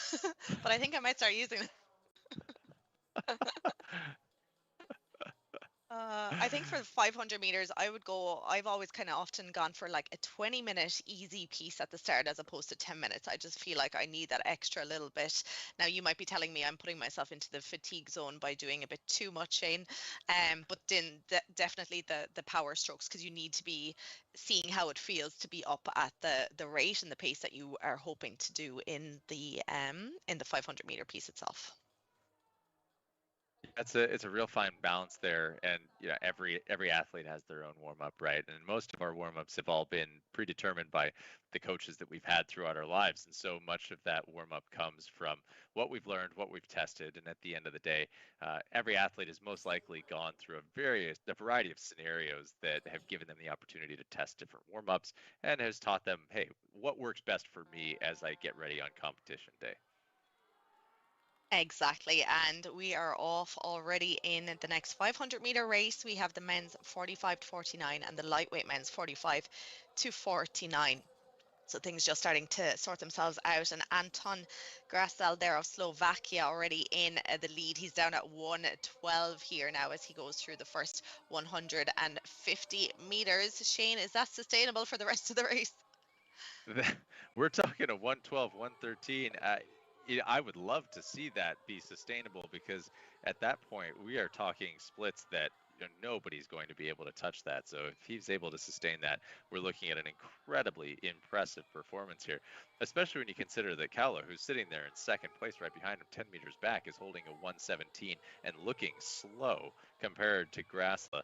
And then we've got Mäkinen there 22 meters back, pulling a 1:20. I mean, when we say that these guys are moving fast, we are not joking. And then if we look down to the lightweight men 45 to 49, we have an extremely tight race. Looking at the top 3-4 spots right now, with Gunther, Wolf, and Witt sitting 1, 2, 3. Looks like an adjustment is just about to happen there. Meanwhile, taking a look up top, it looks like Grasl was able to hold what he was doing, a 1:14.4. That is stunning. That is amazing. Amazing. Anton Grasl there. We saw him. There was no falling off the erg for him there at the finish of the race. 1:14.4. Kaula then of Germany, 1:18.3. Mäkinen Finland, 1:18.7. You can see fourth place there was just 0.2 of a second there in fourth position, Michael Koster of Ireland. And then in the lightweights, Tyson Witt of USA, 1:26.1. Jeff Wolf, USA, 1:27. And Tyson Gunther of also USA, top three are all USA here, 1:27.1. You can even see there, fourth place again, 1:27.2. There's just nothing separating them, Shane. And that first pull that we mentioned, like every single second, every single stroke, and every part of the stroke counts in these races. Yeah, and worth noting as well, we haven't necessarily called it out yet, but if you look at the boats and the numbers that are inside those, any number that is under 100 is an athlete that is performing in person.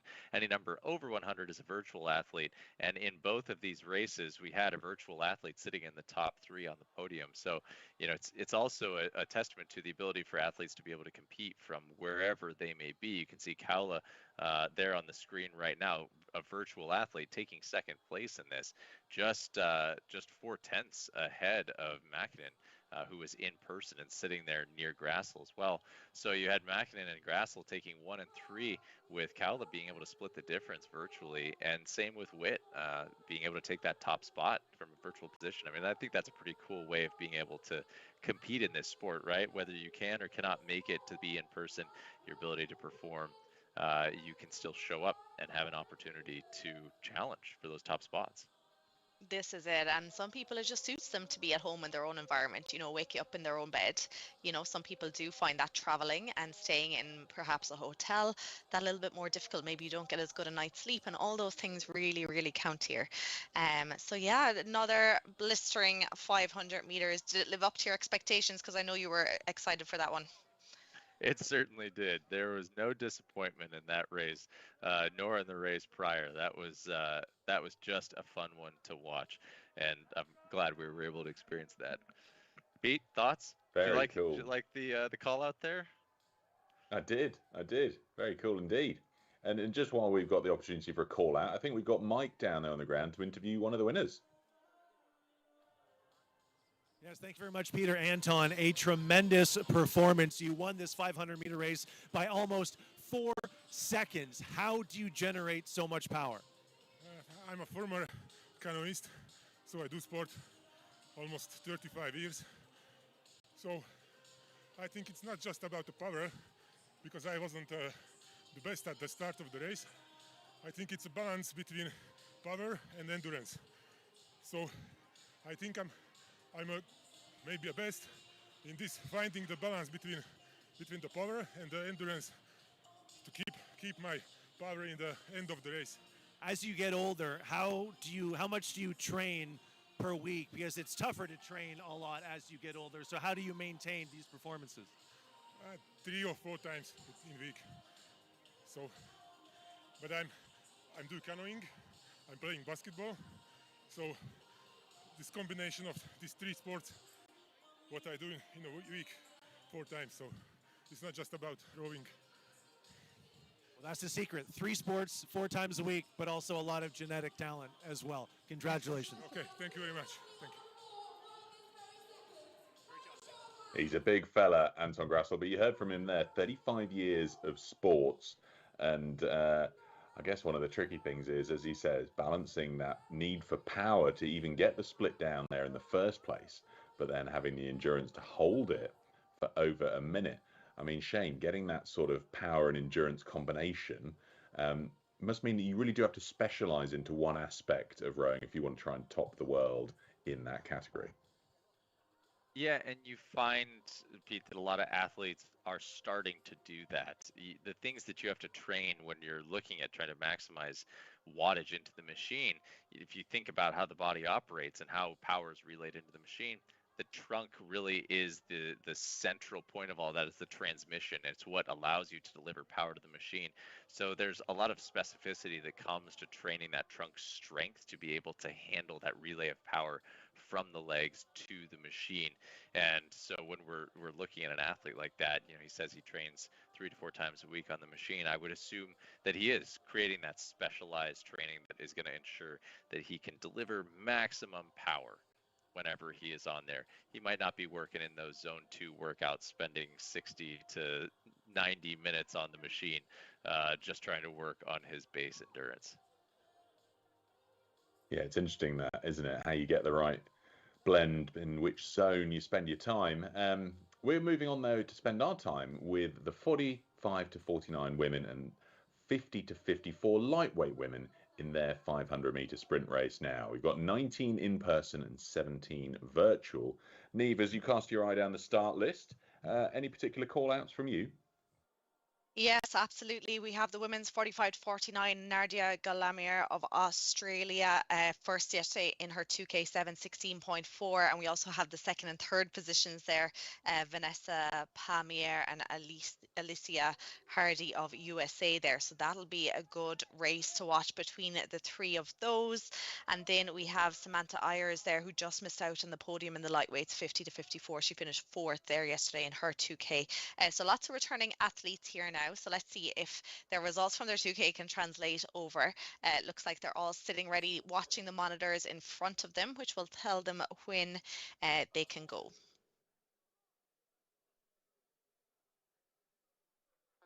We're waiting on that go call, and it looks like we've got a clean start now. The athletes are off, and you can see how deep that field is now, looking down at the picture of the stadium and watching as these athletes settle in. Usually that first 100 always is the shakeout moment where we start to see the rankings fall up on the board there. Looks like Permazzi sitting in that first position, a familiar name there, with Sundstrom sitting in second, 2 meters back, and Harkonnen is 7 meters back from that first place position, looking at 131s, 130s up on those top splits. That's for the women, 45 to 49, and the lightweight women, 50 to 54. We have Dromsdal sitting in that first position at a 138, just crushing it right now. They're 11 meters back. Ayers followed by Tiberius, 12 meters back. Looks like we might see a shift there in that 2-3 position as this race is settling in. There's a great battle happening up the top of the field in the women's 45 to 49, neck and neck here between Peramazzi and Sundstrom. Sundstrom just going into the lead there now with 100 meters or so to go. Her split is that little bit lower. She's down at 134, rating at 42. Peramazzi now trying to respond here. She's down to 139, but it's starting to creep up maybe a little bit. So final few strokes here, 50 meters to go. It is currently Sundstrom from Peramazzi, Harkonnen then of Finland in that third position, but I think she's coming to steal that second spot. Wow, I thought for a moment she may have even had an opportunity to come at that first position with 3/10 behind Sundstrom, but wow, what a finish for that 1-2-3 position. And right now we're looking at the lightweight women 50 to 54 coming in across that finish line. Dromsdal in first with a 139.6, followed by Ayers with a 142.6, and Tiberius with a 143.1. Our official podium spots at the moment. I should say unofficial podium spots at the moment. So we saw big hugs happening in the stadium there now. Everyone very happy with those. They're really, really impressive times here now. Good to note that in the women's 45 to 49, Ella Fox, who we're seeing in the Versa Challenge, she won this category last year with a time of 130.7. So a little bit slower this year, but Ella we're seeing obviously in the Versa Challenge. We saw her a while ago, but big smiles all around here from those unofficial podium winners in these 500 meter races. And taking a look down at the stadium now, you can just see how much it's filling up. You can see all the waves going out. That back of the house starting to get filled up now. And look at that floor. You just see how many machines are there. And we talk about having that system A, system B. That is exactly what you're seeing, that field divided between the two sides, so that those races can be happening as one is warming up and getting ready to go.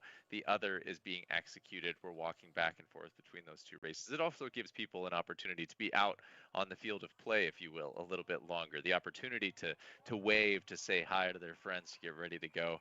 And it also means that there's no need to rush them off. Neve, we were talking about this earlier, but enjoying the moment after the race is over, it means that you have a little bit more time to enjoy being out there rather than being rushed off to the side of the field once the race is over. Yeah, this is a World Championships. This is a big deal. It's really important to soak in every bit of it, no matter if you're doing it at home, if you're doing it in the stadium, but very much, yeah, that atmosphere that you are getting to experience in the stadium. It's important because it is, for a lot of these athletes, it might be a once in a lifetime thing. Others, we see them coming back each year. But either way, it's really important to kind of, be present, enjoy the moment. I think that's such a big part of this race as well. Yeah, it certainly is. And you can tell from all these replays, just the fun right there, those arms going up after that race is over, how much enjoyment there is to those athletes that get to be here. And like you said, whether they're here once or whether they're here on repeat, these athletes are having a great time. They certainly are having a good time, and great to see those podium places getting won. We're going to take a quick look at a short video before we move on to the men's power and pace Versa Challenge.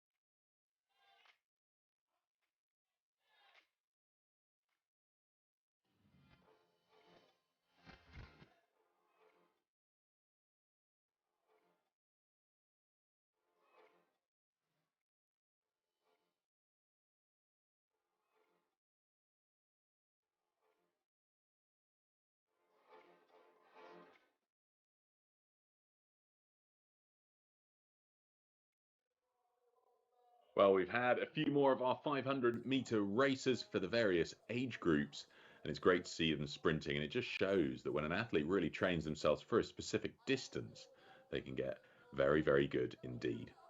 Well, the next race we've got coming up is the men's edition of the Power and Pace Versa Challenge, challenge number 3 of 5.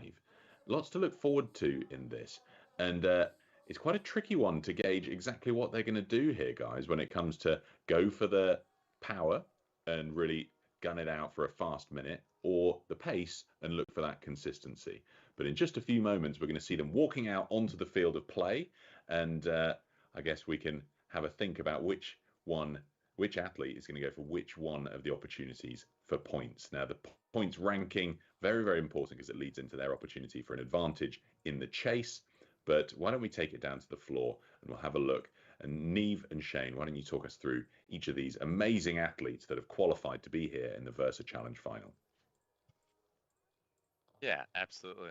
And you can see that stadium floor now darkened, bringing the drama to the event. I think the walkout is one of the best things that you can do to bring energy to a sport. When these athletes get their call out and it's time for them to come onto the floor, it just creates this electric environment for everybody involved and brings the hype to what is going to be a fun event. Going to be an awesome event, particularly as how tightly contested these athletes all are at the top of the Versa Challenge leaderboard. Who have we got here, Niamh? It looks like we've got, that was our first athlete coming out, Cedric Leroy, followed by Maciej Zawadzki. Now, he is a comeback from last year and was an excellent competitor in last year's Versa Challenge.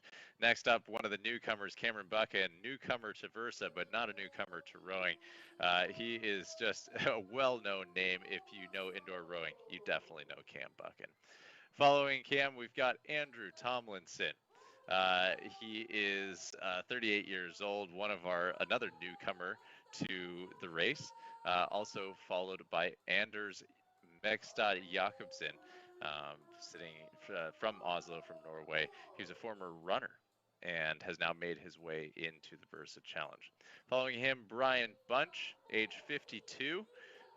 From Alabama. He is an ultra runner and an ex-pro cyclist, so you know he's got a strong base underneath him. Here's one of our returning athletes, Zach Foal, 36, from Phoenix.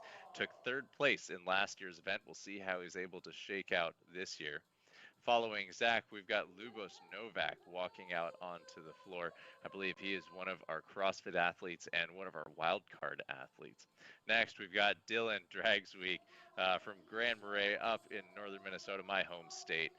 He's got 2 sons, Jack and Luke. He wanted to make sure to give them a call out. I'm sure they're watching right now. Following that is Vladimir Steska. He's another wildcard athlete here. Following that is Matthew Seeby, 32 years of age. He's a rower and a coastal rower, bringing that rowing experience to the Versa Challenge. And following that up, last year's champion, Joel Naukarinen. This man is, he needs no introduction. He is an absolute monster of the sport. Every time he shows up, you can expect some pretty incredible performances. Those appear to be our men athletes now, all 12 out onto the field, getting onto their machines, getting ready to go.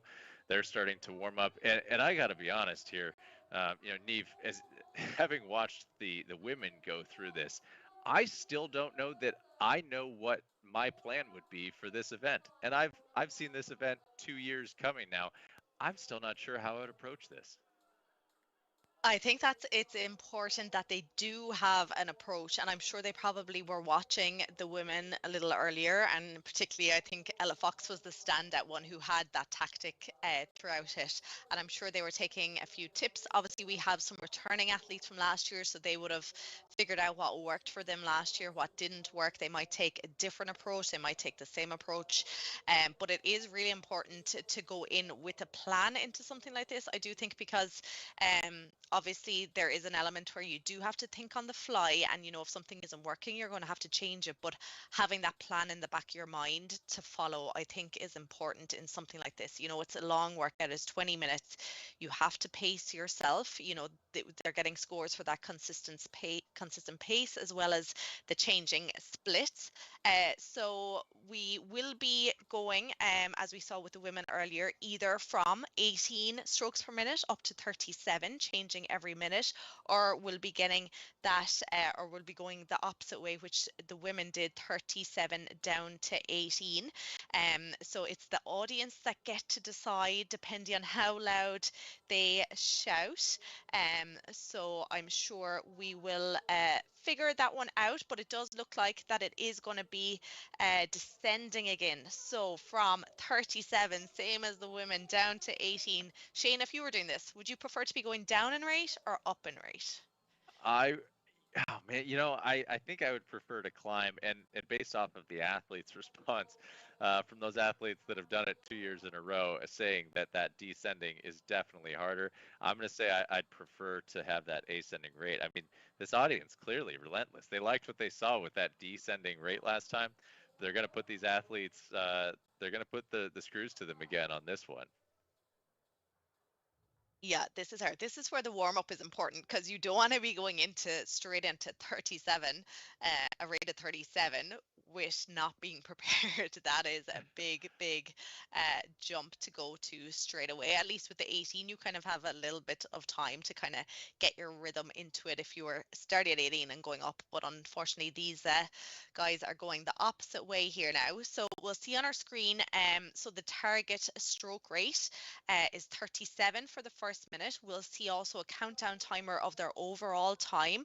So it's 20 minutes. It's just resetting there now. And every minute, the stroke rate will drop by 1, and it's up to the athletes to try and match that as quick as they can. But also, I think that in these higher rates now, Shane, that we're going to see a few of them try and get that the most meters that they can done in that minute. Do you think that's going to happen in the next few minutes?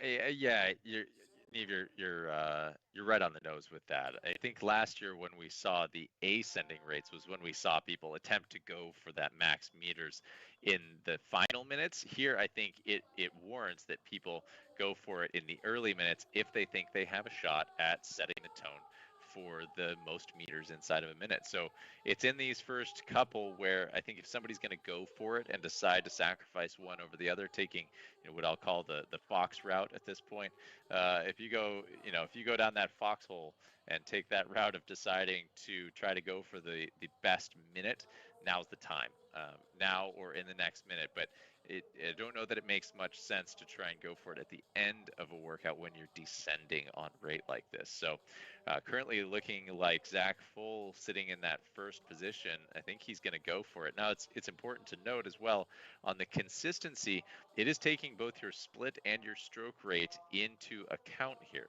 So what you decide, and this is where the challenge comes in, is because if you go for a best minute, that is obviously going to seriously challenge your ability to be consistent on split. That's your output, right? So you're deciding to take an extremely high output minute. Well, the question then lies in, could you maintain that fast pace for 20 minutes? Because that is a long time to cook. And I don't know about you, but I definitely don't want to be sitting in an oven for too long at too high of a temperature. Otherwise, you're going to come out pretty dry and worked after that. And I think that's what the athletes are having to think about, is whether or not they have it in them to be able to maintain that for the entirety of the 20 minutes. Absolutely, yes. And we're already down into coming to the end of that 36. So we've gone from 37 to 36. They just have about 10 seconds left at this. Yes, we did see Zach Full there with his 371 meters here. Dylan Draxvik there as well. He's creeping up here as well into this second minute. He just just missed out on getting to himself to the top of the leaderboard in the best minute, 370 meters, so just 1 meter short of Jack Foal's score there. So we're down to 35 now on the rate. We're seeing Maciej Jaworski there of Poland, returning athlete, pulling lovely long strokes here now at the moment. He's up the top of the consistency leaderboard. That means he's holding a similar split throughout this whole race so far, but obviously we're very early days into it. We're only 2.5 minutes into this 20-minute piece. Joel Nakarinen then 322 meters, so I'm not sure if he's tried to go for that best minute yet. We might see him powering it out there in the next few minutes, no doubt with his experience that he has some sort of plan going into this. We saw him yesterday in the second challenge elimination yesterday evening, where we thought he was allowing Cameron Buchan to take the lead, but then Joel just came and took it out of the bag at the very end again, so we might see him do something similar here now. So we're down into the 34 rate here now, and nobody has tried to beat, oh sorry, I'm wrong in saying that, Anders Jakobsen has matched Zach Foal's 371 meters here now, Shane. Yeah, he climbed up the rankings there in that last minute. He decided to try and go for it. We'll see if anybody else competes. I mean, to me, that's a risky play to do it this late with your high rates. But as we talked about when the women were going, maybe there is a rate where you feel a little bit more comfortable and you feel that you can balance that delivery of power versus speed. And so when you hit that stroke rate that is in your comfort zone, well, now you're going to take that opportunity to try and push it out. And what you can see here, when we see that best minute leaderboard show up, it typically starts to shift at the end of the minute, because that's when they start to climb up into those higher meters. So you'll see somebody rapidly ascending the leaderboard if they decide to go for it. Now, the consistency scores, we'll have to wait until we swatch over there. There we go. We've got Maciej Jaworski there sitting in the lead. And I remember this from last year. He was incredibly consistent in this race, sitting with a 1.2 right now. Brian Bunch behind him at a 4.9. Now, I think this goes to show that there's definitely a balance happening, and you don't need to be the best conditioned or the strongest athlete in there to be able to score well on the consistency score. And this is where the objective of this competition is to create and find the best athletes across this machine, not necessarily the best athlete in one discipline, but hey, who has the best fitness on this machine? I think that is, at the end of the day, what is trying to be accomplished. Exactly, Shane, and we're down to the 32s now on the stroke rate. We're seeing on our screen there Zach Foal here of USA. Still nobody has beat him. A few people have tried. He's 371 meters on his best minute still. Anders Jakobsen matching him 371, and Dylan Dragsvik then with the 370. So I'm not sure if anyone else has gone for that yet, or will they, as you were mentioning, kind of sit in that middle of the leaderboard hoping for around kind of 5 or 6 points here, and the same on the consistency. Matthew CB there as well, we're seeing on screen. So just coming towards the end of the minute of 32 strokes per minute. We're seeing on the consistency side of things, then it is Maciej Jaworski then still leading that out, staying really, really controlled. He does a lot of rowing. He teaches rowing, coaches rowing to a lot of people. He has a wife who's an Olympian. They've just come from such a big rowing background. So that consistency is very much expected there. Cameron Buchan then in that second position in the consistency at the moment. Look at this from Maciej Jaworski there. He is down at 140. Is that sustainable, do you think, for that 20 minutes, Shane? I think for Jaworski that is. One thing that surprises me about him is he just has this almost baked in strength into his stroke. If you watch the way that he rows there, you can see that strong trunk, and he almost never wavers. I'm very impressed with watching him and his stroke. He just carries this low power through the stroke, and so I think a 140 is a feasible split for him to maintain for 20 minutes. I remember being surprised a few times by him last year. There was a look at Buchan looking nice and casual, holding a 149. For Buchan, that's got to be a pretty comfortable pace. I don't think he's stressing him out too hard on that. If we look at this best minute at this point, Neve, you think we're pretty much set up on best minute? Do you think anybody's going to really be able to go for it after what we've experienced so far, or do you think it's probably settled at this point? I think they're still at a high enough stroke rate. They're at about 30 at the moment, so there's still a chance for someone to go for it. But we're definitely seeing consistency at the moment. Nobody has tried to beat Zach Foller, Anders Jacobsen, but we are going to head down to the floor now. Mike is with Ella Fox. Very much, Ella. Your strategy in power and pace was what sparked a lot of conversation among the broadcast team, because obviously you went for the speed as most meters as possible. You won that fairly easily, and consistency, it didn't seem like you had much of a desire to try and hit the consistency numbers that you needed. Curious, why did you develop that strategy? Well, my strength in rowing is sprinting, so I knew that if I went all out in a minute, I could win that. Elizabeth can beat me in a minute, but I didn't think she would go all out, so I knew that I could lock in that win, and that gives me a guaranteed first place. Whereas consistency is not my strong point, and there's so many great consistent rowers in this competition, so I was just trying to hedge my losses and at least lock in a win on the minute. And the minute's actually my favorite event. Time, so I practiced it a lot, and I knew I'd get a first place if I had that strategy. So I thought it was a safe way to go. Now, your rower was kind of in the midpoint of the competition, so how were you able to keep an eye on the women behind you, that they weren't trying to push in the last few minutes to try and take down your lead in your first place position in the power portion? So I was looking at the monitor and seeing where people stood in terms of their rankings with the consistency, and I knew the strokes were going down, so actually that was to my advantage that it started with a high stroke rate, because I didn't think anyone would want to sprint at the end, because that would really mess up their consistency score. So that worked to my advantage. I was worried if it started with a low stroke rate that somebody would sprint at the end, so I was lucky that they started with a high stroke rate. That was a great strategy. It paid off for you. Which of the three Versa events that we've had thus far have you enjoyed the most? Oh, definitely the elimination.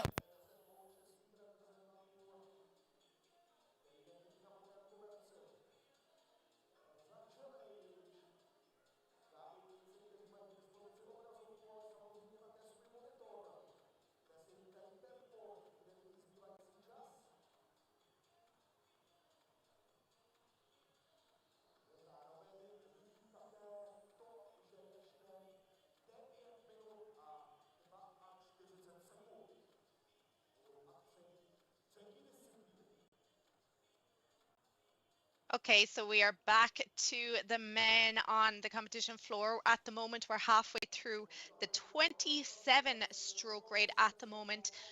Looks like nobody has really, well, I think Andy Tomlinson has tried to get a best minute there, because he's moved himself up the leaderboard at 345 meters, but nobody has beat Zach Foller, Anders Jacobsen with their 371 meters. So yeah, looks like we missed out on his try there now, but he's still a little bit off the top of the leaderboard, so it'll be interesting to see if he tries to go for it here now. But they're just gone into that 26th stroke rate here now. We're starting to see them getting those pain faces on, Shane. Yeah, and if we're looking at the top of the consistency board right now, you can see we've got two rowers competing in for those top two spots right now, 9.2 and I believe it was 10.0 respectively on those consistency scores. So we see two rowers going for it at the top of the consistency side. Now I'm looking at this, and I'm looking at, Dylan Dragsweek sitting with 370 meters, 1 meter away from being tied for the most or for the best minute. Can you imagine sitting in that spot right now and thinking to yourself, I am 1 meter shy. That puts me in third place. Is it worth going for it? Do I think I have 372 in me anywhere to try and knock those guys down into that 2-3 position and claim that top spot for myself? And do I think that I've, we just crossed over into the 25 stroke rate. Do I think I have it at 25 strokes per minute? And, as we look to the consistency score, hopefully we can get that leaderboard to shift over. I think that will probably tell the tale of, depending on where you fall in there, that'll help determine what you would want to do in a best minute scenario. If your consistency score is sitting well enough, that third place position is probably a pretty place to be because it's going to earn you a decent amount of points. And so if you are comfortable with that and your consistency score is high enough, there it is. We've seen that cross over. So Dylan Dragsweek now sitting in the last position for that consistency score. I'm looking at that and thinking, I think I need to make an attempt to try and get 1 more meter, see if I can get to 372, even though I'm at this, current stroke rate. You got to risk it somewhere, right? I might back off because I don't know at this point if I'm going to be able to make up any more consistency unless I'm close enough and within striking distance that I think I'm going to be able to make it back up and maybe make up a position or two on the consistency leaderboard. Yeah, we're down to 24 strokes per minute now, so it'll be a tough one to try and beat that score of 370, which he currently has. And at the top of the consistency leaderboard now, it is Matthew Seaby of Canada who's moved himself up, and we were seeing shots of him on camera there a little while ago, and you can see that consistency. He's holding around 150 pace, split throughout a lot of this 20-minute piece. They're nearly 14 minutes into it. We're seeing Lubos Novak just getting himself comfortable on the seat there now. So yes, Matthew Seaby knocked Maciej Jaworski down into second position on to the consistency. Joel Nakarinen then in that third position. Cameron Buchan, who was up there, he was around second in that consistency leaderboard, down around fifth there now. I think he's actually moving himself back up to fourth here now again. So yeah, we're just after moving into 23 strokes per minute. So at this point, not sure if anyone else will try and go for those most meters in a minute, but they might. I'm not sure. Seeing here, Joel Nakarinen, he's after moving himself up into second position now in the consistency, sitting in fifth with the meters. Do you think, Shane, is he the type of athlete that will try and go for the meters now, or do you think he's happy with that fifth spot with 322 meters? I think for now, Karina, he's in the perfect position right now. He's settled himself into second place on that consistency. He's got a fifth place position on the best minute. For somebody who's coming back as the reigning champion from last year, you understand that it's okay to have a fifth place position. It's almost better to have those middle positions because you need to take a few key wins to make sure that you're sitting at the top. And you may not even need the wins. In fact, as long as you can consistently sit in those top positions, that's going to average you out into the place where you need to be. I expect that now Karinen is looking at this and thinking, you know what, right where I need to be right now, unless he loses a spot on that best minute, he's sitting in a real pretty position on the consistency scale. So I'm going to imagine that he will probably be comfortable with where he's at. I don't think that he's going to necessarily need to make a move there. He's not going to have to worry about making a jump, unlike some of the other athletes who are sitting at the bottom of the consistency scale, where now there's a lot more decision making that has to happen, because you know that you're not sitting in the middle. The points are going to be in question. Are you getting enough out of where you're sitting on the best minute and losing out by not being at the top for the consistency? Exactly, and just coming to the end of the 22s, we're going to be moving into 21 strokes per minute here now. So we'll just see them settling another little bit. 4 minutes to go in this challenge. Again, nobody tried to challenge that best minute with the most meters, it looks like. And Zach Foal, who we were seeing on screen there a little while ago, you know, I'd say he's probably paying a little bit for what he did earlier on in the challenge in terms of how he's feeling right now. But what he did and got himself up to that leaderboard, you know, looking for those 12 points on the best minute. You know, I think that was a good call. And of course, he'll be, if Anders Jacobsen stays up there, if they stay joined first, they'll be sharing, or they'll both get the 12 points. And then the third position will be getting 10 points on the best minute score. But of course, obviously, that'll be added to the consistency score as well. But it is still looking like Matthew Seaby still staying nice and consistent. They're down to 20 strokes per minute here now. 3 minutes to go. And Joel Nakarinen, who we are seeing on screen now, just big, powerful strokes, trying to keep that split nice and consistent. But yeah, no change in the consistency there. It is still Matthew Seaby from Joel Nakarinen. Yeah, and what's interesting about the way that you have to hold this is that because you're essentially picking your split that you're going to maintain for the entirety of this piece at a stroke rate 37, we're looking at a real exchange that happens between speed over power as this workout goes on. So you get this exchange. Imagine two levers that you are simultaneously pulling on one and pushing on the other, lifting one and lowering the other in order to bring power up as rate comes down, so that you can be squeezing out the same or uniform amount of speed out of the machine. And this is probably one of the hardest discussions for people to grasp if you haven't been on this machine before, because we say go faster and the mind instinctively thinks, oh, I'm supposed to just move physically faster on the machine. But that is not how speed is created on a rowing machine. A rowing machine reads speed based off of your power output. So that is taking into consideration both stroke rate, that is the speed of your system, but also the power or the force that you're able to put into each stroke, and you balance that load, determining what the right balance is in order to get the most out of it. So when we're looking at a workout like this, it throws everything at you, and you have to be good at being able to hold high rate, lower power, and low rate, higher power. Exactly. We're already into about 1 minute, 10 seconds to go in this challenge. We're into the final 5 seconds of the 19 strokes per minute.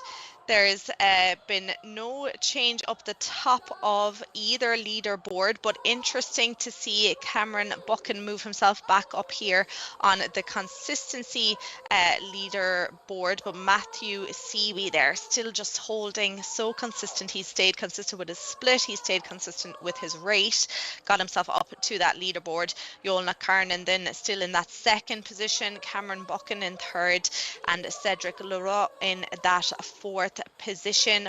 Nobody has challenged Zach or Anders' best meters, and definitely won't be now, I don't think, in this final minute. We're seeing lots of people with a lot of pain faces going on, but they're into the final 20 seconds here now of this challenge. Look at this from the stands. This is great to see. Yeah, those are our women's competitors there bringing the men home. So those are our women Versa athletes that are sitting there bringing the athletes home for their final few seconds of this workout. And there we go, handles down. What a workout. And it looks like our leaderboard is shaking out. Zach Foal taking that top position in tie with Anders Mekstad Jakobsen in that first place position, followed by Dylan Dragsvik in that third position. Andrew Tomlinson, Joel Nakarinen, Brian Bunch, Maciej Zawarski, Cedric Leroy, Matthew Seaby, Cameron Buchan, Vladimir Steska, and Lubos Novak in that order. Next up on the consistency scale, Matthew Seaby taking that top spot. That's an interesting place for him and an impressive one to have held with a 13.9, followed by Joel Nakarinen, our repeat champ, coming in that second position. I think he set himself up nicely to come out in the point standings after this. I think so, exactly. And then Cameron Buchan still holding on to that third position. But I think we'll be hearing from Matthew shortly, who took the win there in that consistency score. That was really good. He kind of got himself up on top of the leaderboard pretty early on, and he didn't move from there really. So yes, the 12 points in the consistency going there to Matthew Seaby, 11 points to Joel Nakarnen, who won the last two challenges that were on yesterday, so he'll be getting 11 points today, and Cameron Buchan then getting the 10 points. And then we're seeing in the best minute, of course, there was no catching Zach Fowler, Anders Jacobsen both getting 12 points there for their joint meters, and then third place will be getting those 10 points. So looking at the overall leaderboard, no change at the top with 43 points, Joel Nakarnen, Anders Jacobsen then 34, Maciek Jawowski then 33, just 1 point behind him, and Cameron Buchan, and God, it's so close here, 32 points, and Andy Tomlinson then 31 points. So still very close there in kind of for second, third, fourth position at the moment. Niamh, who do you think's in the hunt right now to be able to potentially challenge for any of those top 3 leaderboard positions? I definitely think that Cameron Buchan will be going for it in the next couple of challenges. Andy Tomlinson as well did really well there, and really impressed with Anders Jacobsen there, you know, joined first in the meters, and he's been really kind of shining throughout all the challenges, you know, just staying off the kind of top spot really. Yeah, they're an impressive bunch, these Versa athletes, and a few who seem to be teetering on the edge of being able to get into contention with this Versa challenge. But we need to bear in mind there's one more opportunity for them where we've got the sprint pyramid to look forward to in challenge 4 before we have the chase later on today. Now, we've got an interview down there on the floor. Mike is catching up with Matthew Seaby. Peter, well, this is a global competition, and I just found out that, Matt, you live 40 minutes away from my parents' house, so it is a small world in this global competition. You won the consistency portion of this event number 3. What was your strategy to stay on the top of the leaderboard for that one, with the guys really kind of breathing down your neck as those strokes descended? I had a plan. I wanted to hit a 37 stroke rate off the start at a split that I could hold for the whole piece. Practiced it. Honestly, I just went off feel for most of the piece. It's really nice to get the win, especially ahead of guys like Joel and some of the other competitors here today. Everybody's so good. Just getting the points where I can. So that performance has you in a tie for 7th thus far in the Versa competition. So what would make you happy with 2 events remaining, your final podium spot that would consider this a successful weekend? I look at each event as 1 of 5. In this case, I guess it's 0.5 of 5. But for the remaining challenges, I'm just going to stick to my plan. The next one's 200 meters, so it should be a lot of fun. And then obviously there are other rounds that are going to hurt a lot if anybody makes it through. So we'll see how it goes. Then the 2K. 2 more chances to climb that leaderboard, Matt. Congratulations. Thanks for your time. Thank you so much. Great to hear from him directly after his oh-so-consistent performance there to manage to tip the likes of Joel Nakarnen off the top of the board for the consistency, which is just amazing. I mean, you know, Shane, we see what Joel did there. He put in a pretty big effort in one of his 1-minute pieces, but still managed to be high on consistency. It's just such an impressive performance. It's because he's such a smart athlete. He knows how to handle and play with the points of this, and he realizes that it's not all make or break on any one workout, but that he has the ability to sit at the top, stay near the top, and as long as you're staying in striking distance on any given piece, and you do that consistently across all events, you're going to end up at the top of the leaderboard. He's played this game before, and he's playing it well again. He really is. Well, now we're starting to look at the next set of athletes getting ready for their race due off in just a few moments' time. It's the 50 to 54 men and the 50 to 54 lightweight men. We've got a stacked field again, 29 athletes in person there in the O2 Universum in Prague, and 14 tuning in from all corners of the world. So, Niamh, We've got another stacked field here, 50 to 54 men, typically another fast category. How are we looking for this race? Yeah, we have the returning athlete from last year, Matthew West, who won it in a time of 1:16.8. So he's in the men's 50 to 54. He'll be one definitely to watch. In the lightweight men's, then I'm excited to see what Kenny MacDonald from Ireland does. He won his 2K yesterday in a time of 6:34.8. We're seeing shots of him there on screen at the moment. But yeah, I think this is going to be a really exciting race.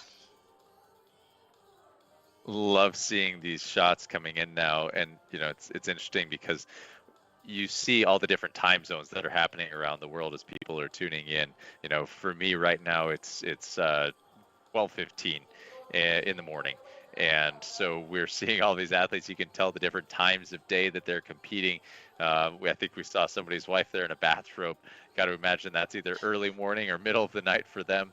Other people sitting in what look to be CrossFit gyms and rowing clubs and different setups, and they are just finding a way to make it happen, committing to the competition regardless of where they may be. It's just such a fun way of being able to experience this. It's really cool to see all the virtual athletes scrolling through and then being able to check back in to the floor of the venue and to see all of the athletes that are sitting there. As I say that, right, we start to get these really amazing shots of the athletes being shoulder to shoulder with one another. Yeah, we got a close up there of the monitor. So each rower will see on their monitor as they're watching it, it'll tell them to stop rowing, which is where we need all the flywheels to come to a stop. It'll say ready, attention, and then they'll get the go, and the buzzer goes off as well if you're in the stadium here. So we can see they're starting to pick up some handles. They're starting to get ready here. The last few shakes and slaps of the legs, we were seeing lots of that yesterday as well, just to make sure they stay nice and awake, nice and alive here. But yeah, this is going to be good. So we'll be getting going very shortly. You can see they're even practicing without their handles there, Shane. Well, at this stage of the game, you put any tension on that handle and you're going to get in trouble for it. So now's the point at which you sit there and you shake a little bit, you get the body moving, you just try and do what you can to not feel totally frozen in the moment. The body just has this frenetic energy, if you will, before a race like this starts. And so you find the people next to you to talk to. You bang elbows with the guy next to you and say, hey, good luck to you. You find your friends up in the stadium and you try to call those things out. It just helps to lend to the atmosphere for you. And but we all know, right, before a race starts is that time where you just lock in. And despite not being able to pick up that handle, everybody sits there. They're getting into their own headspace. You can sense it as the movement from the bodies starts to calm. You know that you're getting closer and closer to race time, to be getting ready to go. So I think there's a little bit of a delay here, just a technical issue. So about 2 minutes of a delay here. We're watching David Harris in the USA here. He's continuing his warm up. He'll have to make sure that he stops rowing in time to make sure he doesn't get a false start in. But at the moment, just a slight delay. So yeah, we're flying through the morning session here. Lots of 500s still to get through before the lunch break, and then lots more racing to come later on. Lots more still to come, so we'll look forward to that while they just resolve a couple of the issues to set off this men's 50 to 54 and lightweight men's 50 to 54 race. But just to remind everybody that today's the last chance to get yourselves in with an opportunity to win a free trip to the 2025 World Rowing Indoor Championships. Take a photo of you stood with your ergo at home and post it on Instagram, tagging the handle @WorldRowingOfficial, and use that hashtag #MyErgRoom to be in with a chance of winning. Today's the last chance for that, so do make sure that you get in on with the opportunity. We've got an interview down on the floor in Prague, so we're going to catch up with Mike, who's with Tyson Witt. Glad to get it out of the way. Happy with the result. I appreciate all the good work that World Rowing does to put on this championship. I just really wanted to stick to the race plan. Try not to look at the competitors. But I kept peeking and saw I was trailing most of the race. So just kept trying to stay strong and pull out. I think we all expect to win. Shouldn't be any other way. Much different. There's a lot of planning and pre-work to get all the connectivity ready. There's a lot more electricity in the arena. So hopefully next year I'll get to travel for World Championships. Going to celebrate with friends and family, so looking forward to it. The next race is underway, so we're going to jump straight back into the action. Although it was great to hear from Tyson Witt just for those few moments. Is it another false start? It sounds like it. You hear that buzz from the arena, that often indicates a false start. I imagine now we'll those athletes having gone through that technical, now getting a false start. It's just one more opportunity. You can see Kevin Price sitting there. Can't tell if he was excited for that or if he is just nice, cool, calm, and collected. It's always hard to tell. Are you annoyed or are you happy? So I think just in 1 minute, we're just going to get everyone reset here. Now we have to make sure that all the flywheels on the ergs come to a stop so that it is a fair start across the board. So these guys here are having plenty of time to go through that mental preparation. It's a sticky place to be, though, those last couple of minutes before your race, and particularly if it happens 2 or 3 times, it can be a sticky place to be in. But I think we're getting set up here now. Again, we're seeing Preston McAfee from USA on our screens. Marcelo Ardun there. They're all gearing up for the 500-meter race. I think they're watching themselves in the big screen there as well. So we should be getting ready to go now very soon. Well, those athletes picking up their handles would seem to indicate that the race is about to get started and that they might be able to look forward to a potential start here. Yeah, I think everyone is sitting ready. They're getting the attention.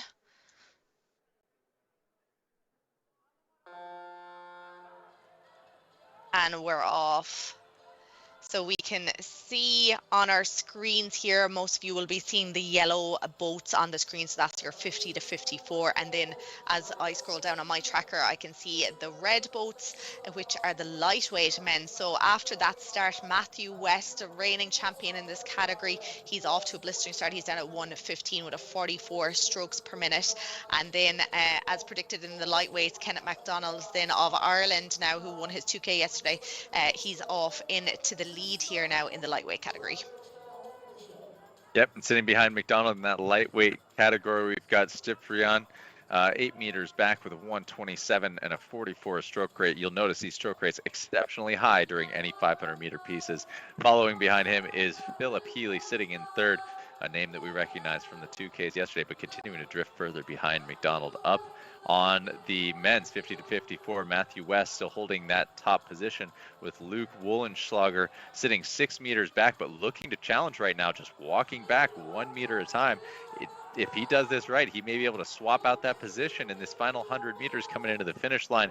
Preston McAfee sitting in third currently. We'll see if Wollenschlager had it, and it looks like he missed it by 1/10 of a second to Matthew West, who pulled a 1:17.7. Preston McAfee, one of our virtual athletes, coming in that third position.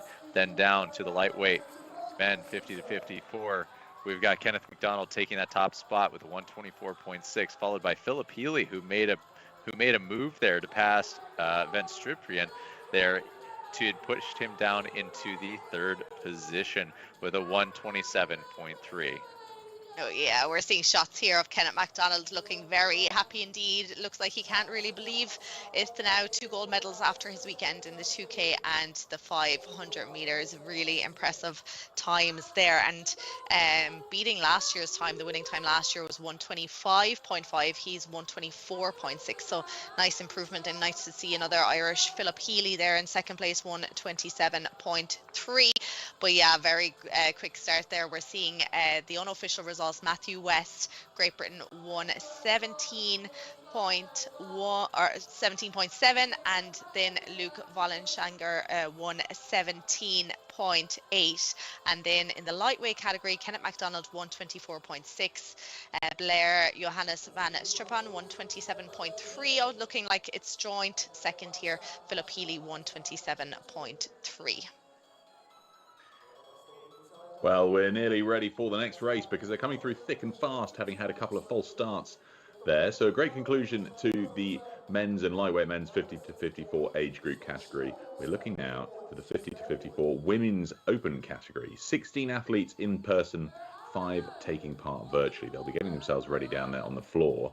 So why don't we catch up with Shane and Neve, our 2 all-star commentators. Guys, you're doing such a great job. It's great to hear your thoughts on the progress of racing. What are we looking at here in this next race for the women's 50 to 54 500-meter sprint? Yeah, so we're looking at a big field, a few returners from yesterday's 2-kilometer races. So Kirsty Joyce there from Great Britain, winning this 2K category yesterday, 7:23.3. We also have second place and third place and seventh place. They're all returning here today. But interesting, Benita Clausen, who came second yesterday with a time of 7:26.5. She actually won this category last year with a time of 1:34.6. So let's see if she can get herself up the top of the podium now today. With that, you can hear, it's nice sometimes to get a little bit of that in audio from what's happening in the stadium. Those athletes being called to sit ready, and they've got a clean start as they go off.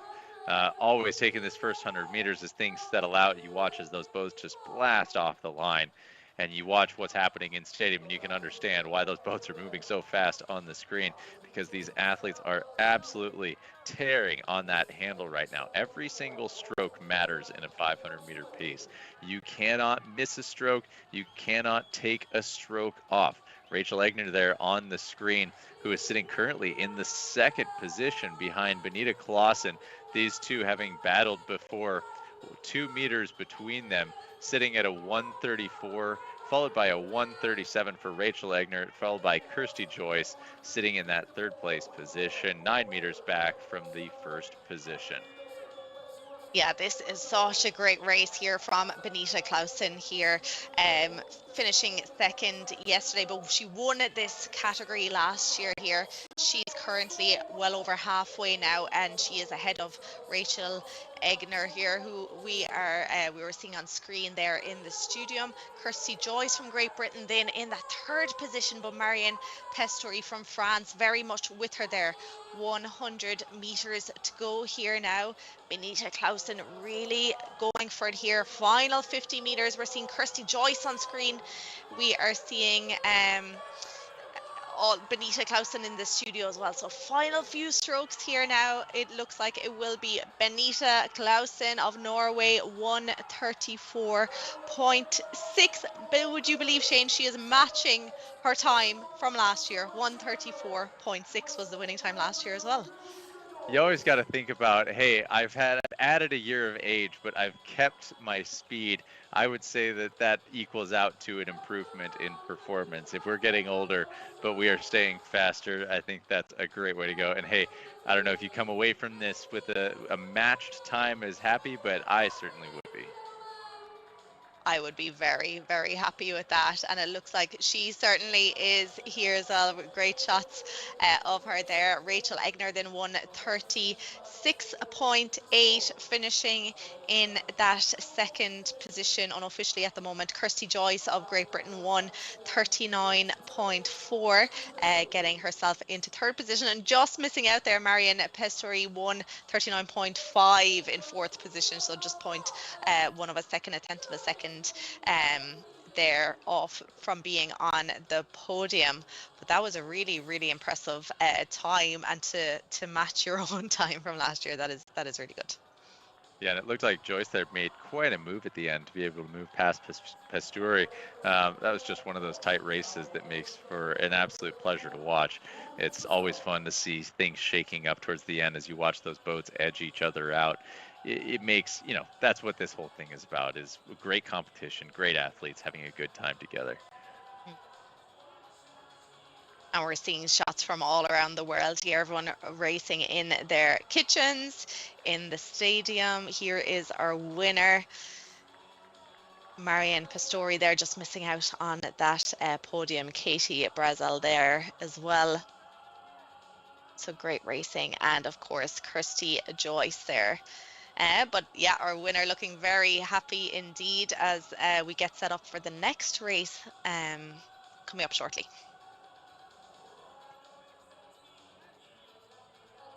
Yeah, they're coming through thick and fast now. We've got a bit of catching up to do after those false starts. The next race is already getting itself ready. You can see the results here. Benita Clausen 136.4 taking the gold in the 50 to 54 500 meter women's race ahead of Rachel Egner and Kirsty Joyce.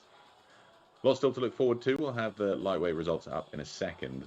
The next race on our virtual or hybrid course is the men's 55 to 59 open and lightweight categories. We've got 29 in person and 14 taking part virtually. They'll be getting themselves ready on System A down there in the course area at the moment.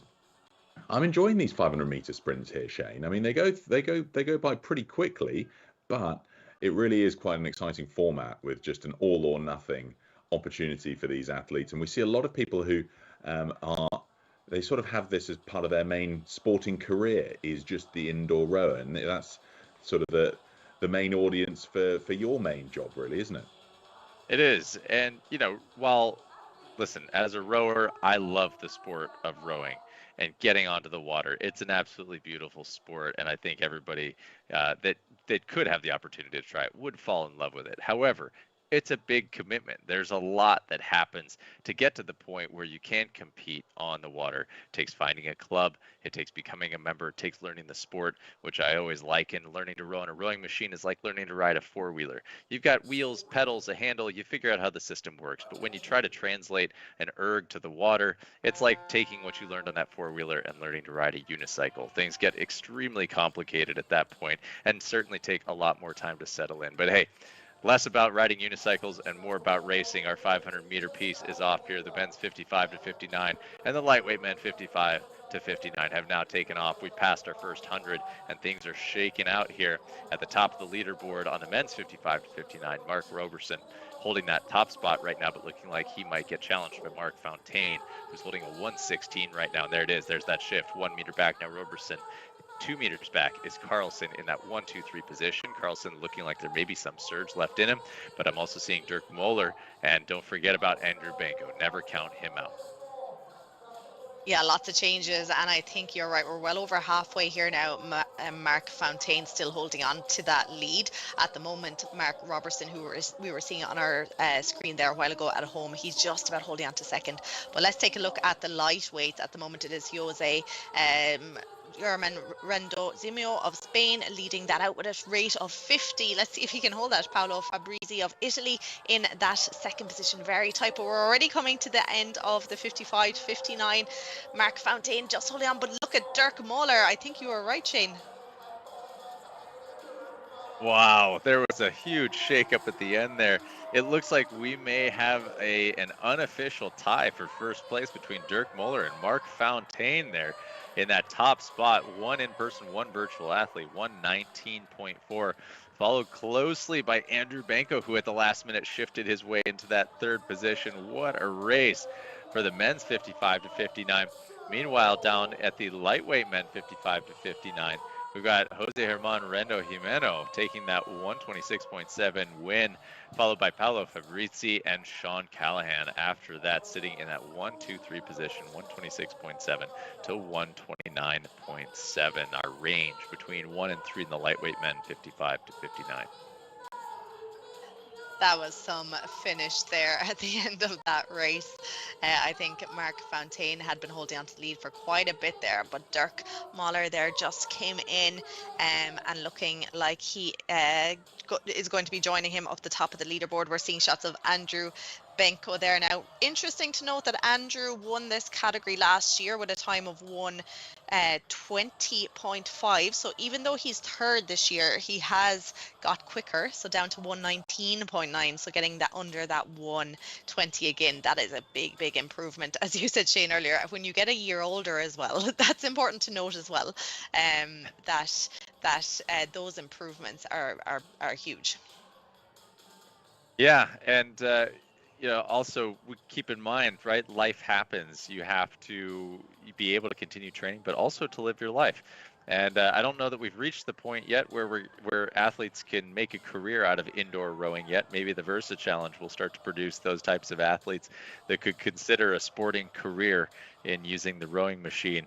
My fingers are crossed for being able to get there someday.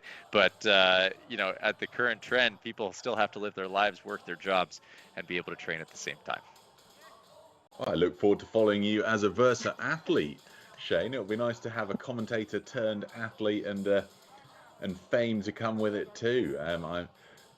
Maybe you and I can have a little contest and we'll both enter next year and see if we can qualify all the way up to the in-person final. I heard there was a rumor this year that I was one of the wildcard athletes that was roaming through the Versa athletes. I had to keep my lips sealed because I didn't want to confirm or deny that, but I was getting a lot of messages on the side this year that I was potentially one of the wildcard athletes. I can safely confirm I am not. Well, you've given away the game for what I might have tried to push for next year. Okay, the next race is only a minute away. We move on now to the 55 to 59 women's open weight, lightweight, and then the 60 to 64 lightweight women's combined. So we've got 23 in-person athletes taking part in this and 8 virtual from all around the world. Just under a minute until they get started, so they're already set up on System B. Looking pretty ready to go here, Niamh. They are certainly looking ready to go, and lots of returning athletes from both yesterday in the 2K and from last year as well. So we're looking at the women's 55-59. We have Nancy E. Cook of USA, who won her 2K yesterday, and she was second in this category last year in the 500 meters. She did a time of 1:44.1, and also we have Charlotte Hummer-Vad as well, who was fourth last year in this category, just missing the podium. In the lightweights then, looking forward to seeing Lucy O'Brien, who finished second in her 2K yesterday, and I know her 500 is the one she's going for here today. And then of course we have the lightweight 60 to 64, so lots of returning athletes as well from yesterday. The one to watch I think will be Marianne Becker, who won her 2K yesterday as well as the 500 last year with a time of 1:46.2. So let's see if getting that year older will have helped her improve her score with that extra bit of training. So yeah, they're just getting ready. They're being told to stop rowing here just so we can make sure that all the fly wheels on the ergs come to a stop. I just absolutely love seeing the in-person athletes mixed with the online athletes as they all sit ready to go. It's just such a wonderful way of experiencing what's happening, and to be able to see who shows up to those athletes that are virtual, whether they're in the room by themselves. Often you see family, friends starting to sneak their way into the shot. It just makes for so much fun to be able to spectate that. Absolutely, and here we go. We can hear the buzzer there. We are off in this 500-meter race here now again. So on the tracker on your screens, the yellow boats are the 55 to 59. The lightweights are 55 to 59 are the red, and then we have the lightweight women 60 to 64 are the green. So let's see how things pan out as we get that shake up. So yes, in the lightweight 55 to 59, we have Lucy O'Brien taking an early lead there over Denia Amon of Germany. In the 55 to 59 open weight, in Bonnie Tratt of Australia ahead of Malin Farrenson, and in the lightweight 60 to 64 at the moment, very close up the top of the field, Marianne Becker just about leading that out there now, Shane. And we have a close position right now in the lightweight women 60 to 64, sitting at that 1-2 position, with Marianne Becker sitting at a 1:44 right now. Behind her, Frederique Matai, who is sitting 4 meters back. Up back to that 55 to 59 women. Currently, Farrason holding the lead, who's pushed Bonnie Tratt into second, followed by Nancy Cook, who did well in her 2K yesterday. Now looking down to the 55 to 59. O'Brien followed by Amon and Hammer sitting 5 meters back and 15 meters back respectively. Good races all around happening right now. That final 100 looking like Farasin might be holding that lead. Bonnie Trek going to see if she can challenge.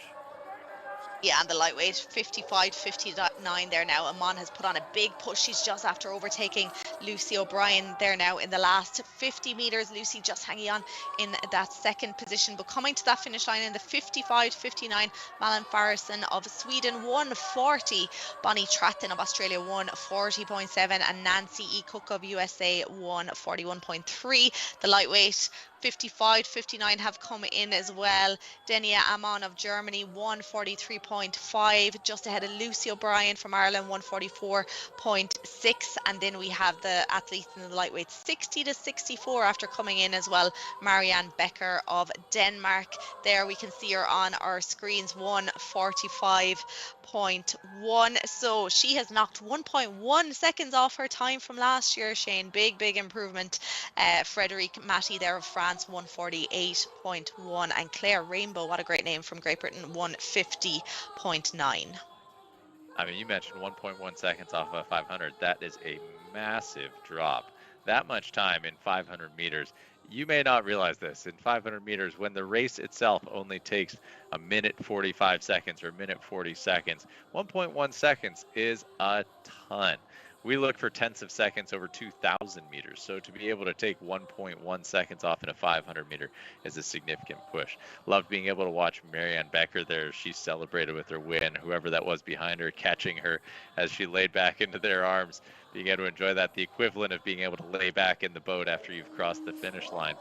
And then we also saw that shot of Nancy Cook sitting next to Farasin there as they finished the line. Farasin seeing that win, and then Cook taking that third place spot. What a great shot of the two of them. And there she is, Marianne Becker, celebrating that win. How cool. Enjoying that moment and just celebrating. There's Farasin and Cook again. The two of them celebrating side by side, 1 and 3. That was a great race. That was a great race indeed. So we can see the unofficial results here now. The women's 55-59, Malin Farrison 140, Bonnie Tratt 140.7, and Nancy E. Cook, USA 141.3. Next up, we have the lightweights 55-59, Denia Amon 143.5, Lucy O'Brien 144.6, and Andrea Dixon 147.4. Jackie Hammer just missing out there, 147.5, so 1/10 of a second there off podium. Of course, these are unofficial at the moment. And then we have the lightweights 60-64, Marianne Becker 145.1, Frederique Matty 148.1, and Claire Rainbow, who we saw on the ground there taking a minute off the erg, 150.9. Well, those are the results of the women's categories there. Exciting stuff as we move up through the age groups, and some really tight racing. You can see we've seen a couple of ties. We've seen some people miss out on podium places by less than 1/10 of a second. Really close stuff there on the floor in Prague, and with our hybrid athletes tuning in from around the world. We're going to take a brief ad break, and then we're going to be back with you for the next race, where we'll see the 60-64 men, the 65-69 women, and the lightweight equivalents taking part in their 500-meter race.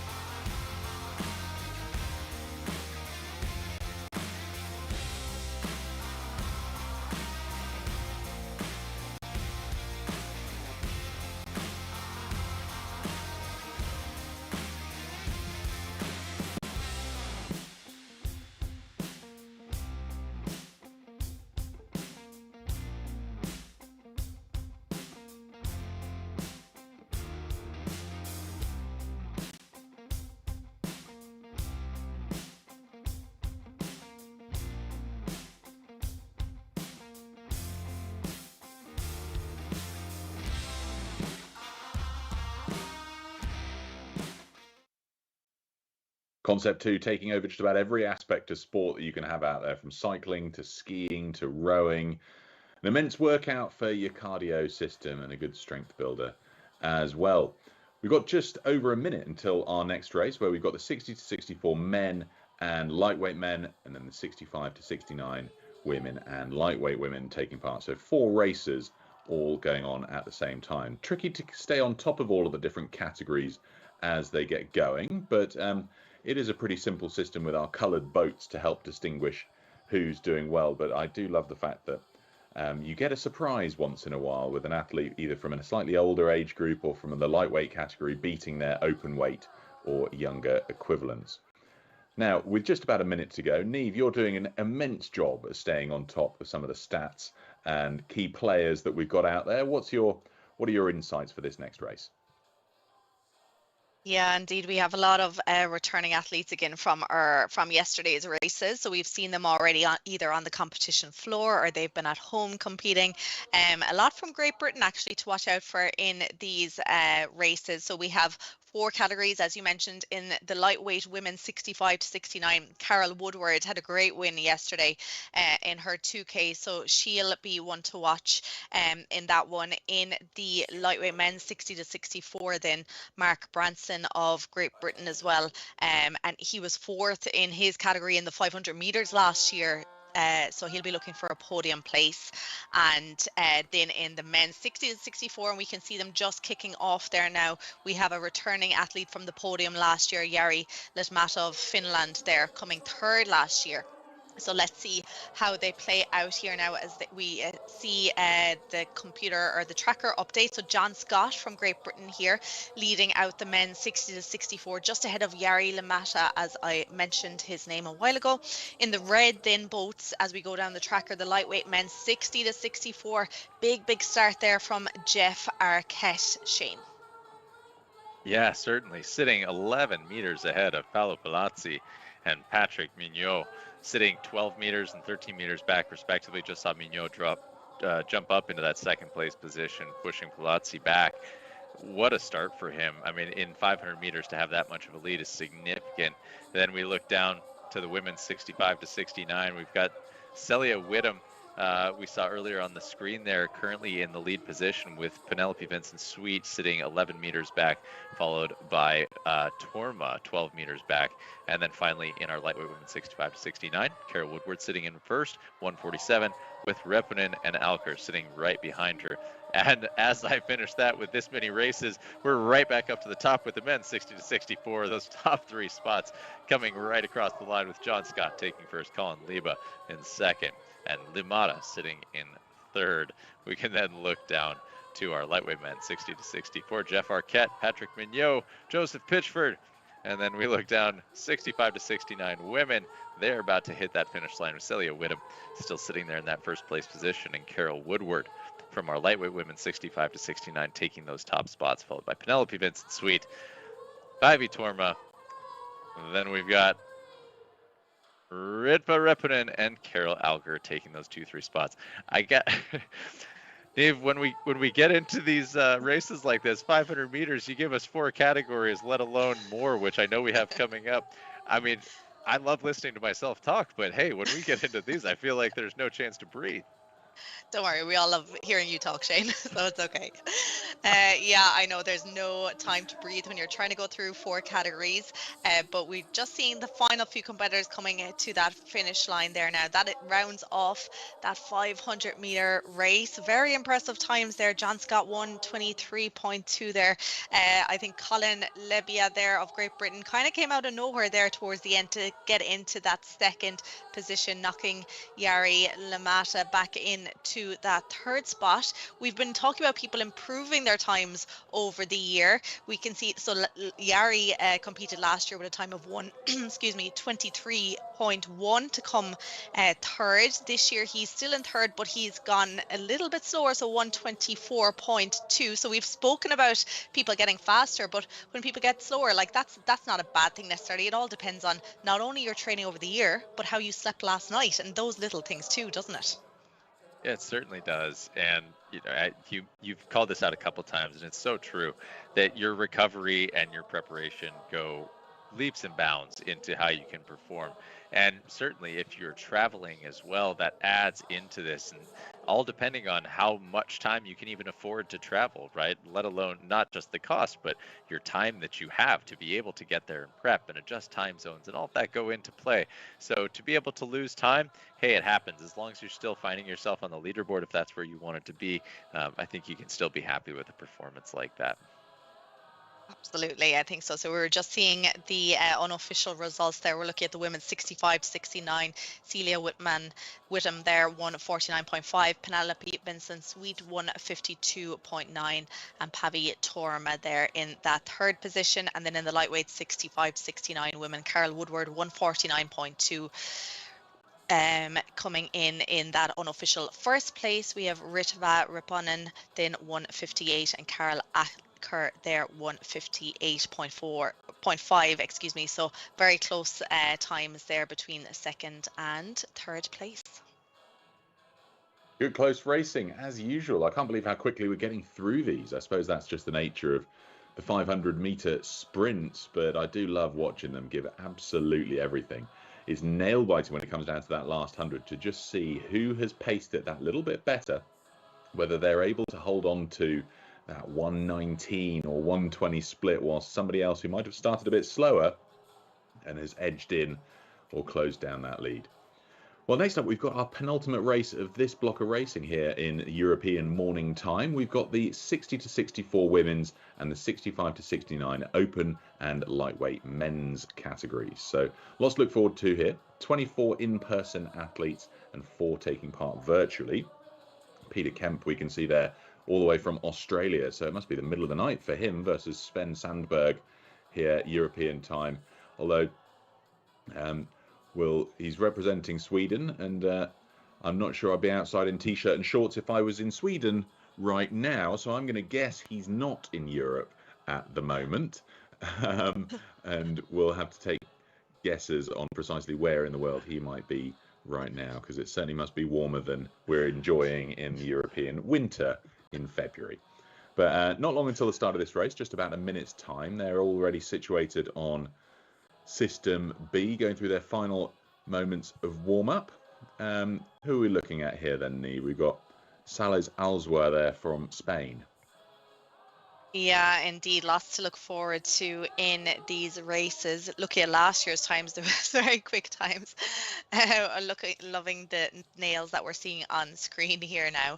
But in the women's 60-64, we have Kerry Pottinger of Great Britain there, finishing 4th yesterday in her 2K. So she'll be one to keep an eye on then. In the lightweight men's 65-69, Emmanuel Romoli from Italy winning his 2K yesterday. But we have a few returners from the 500 meters last year, in particular David Spector from USA. He was on the podium in 3rd position, and Bernard Koller of Germany just missing out on the podium in 4th position last year in this 500 meter race. So they're all getting that sign to go here now. The start of the race looking like it's a clean start here across the board. So we're looking at the women's 60-64 in the yellow boats on our tracker. The men's 65-69 are the reds, and then the lightweight men's 65-69 are the green. Neve, one of these days I'm going to ask you for a lesson on how to track all of the stats that you're able to keep track of and how you keep those things organized, because I am always impressed by your ability to call up data from past races, from past days, and from years past. It is truly impressive. Back to the racing, though, we've got our women's 60-64 Australian Sharon Ann Jones sitting in the lead right now, pulling a 138. Right behind her, Katrine Baumstad, 4 meters back with a 141. Both of our hybrid athletes there, followed by Kerry Pottinger sitting in that 3rd position, 34 meters back from Jones. Then to our men's 65-69, we've got Del Rey, followed by McAvoy and Alzua. We've got a 129 for Del Rey, who is absolutely hauling right now, 12 meters between him and McAvoy. Then down to our lightweight men 65-69, holding the lead, Kohler, but a very shy lead, 1 meter ahead of Spector, who may make a bid here to move, followed by Romley, 2 meters back. Anything could happen in that race. You're absolutely right. I think David Spector there of USA is just about to take over, but it's going back and forth between all three there. Yes, David Spector just moving into lead there in the lightweight men 65-69, but already up to the finish line. I'm after missing it because I was scrolling down my tracker.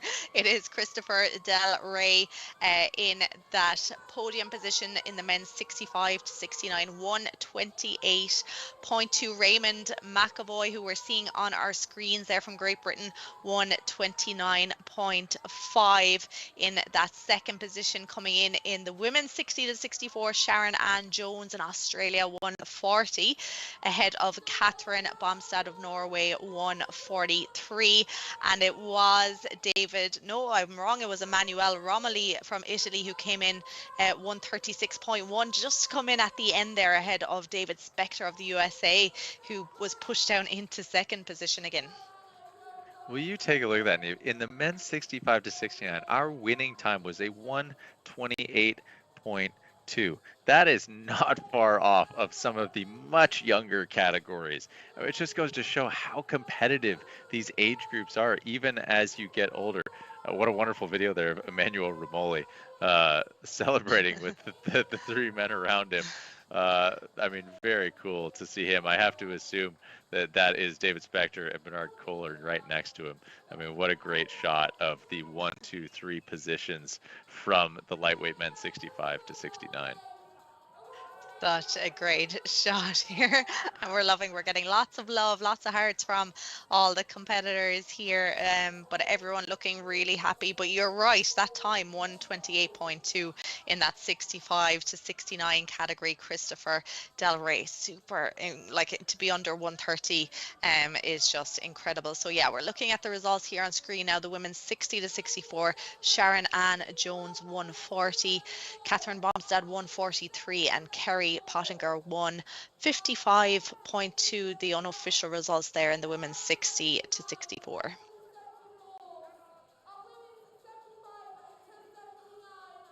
We'll wait as those unofficial results change over. We've got Christopher Del Rey, who we were seeing in that previous shot on the screen, with a 128.2, followed by Raymond McAvoy, a 129.5, and in that third position, Michalo Vergelis with a 130.4.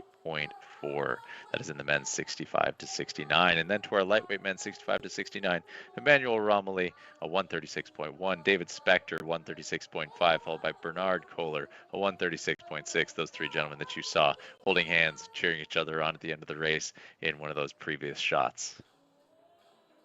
So cool, especially that. But at the end, where we had the three guys who podiumed all next to each other on the ergos, able to congratulate and share in the joy of being top of the world. Speaking of the top of the world, we've got a brief virtual interview now with Marianne Becker, who just won the lightweight women's 60-64 category. I just feel great. It was just full on. Just go as fast as you can and then die. It was just fantastic. It's really, really nice. You feel so comfortable in your environment. So it's less stressful, especially when you're lightweight and you have to do all the weigh-in stuff. Nice to be at home. Yet I think I have to rest a bit. No alcohol, but I think I will spend my celebration with my family at home, just nice and easy. I like the way she put that. Just give absolutely everything and die. Really cling on by your fingernails all the way to the end.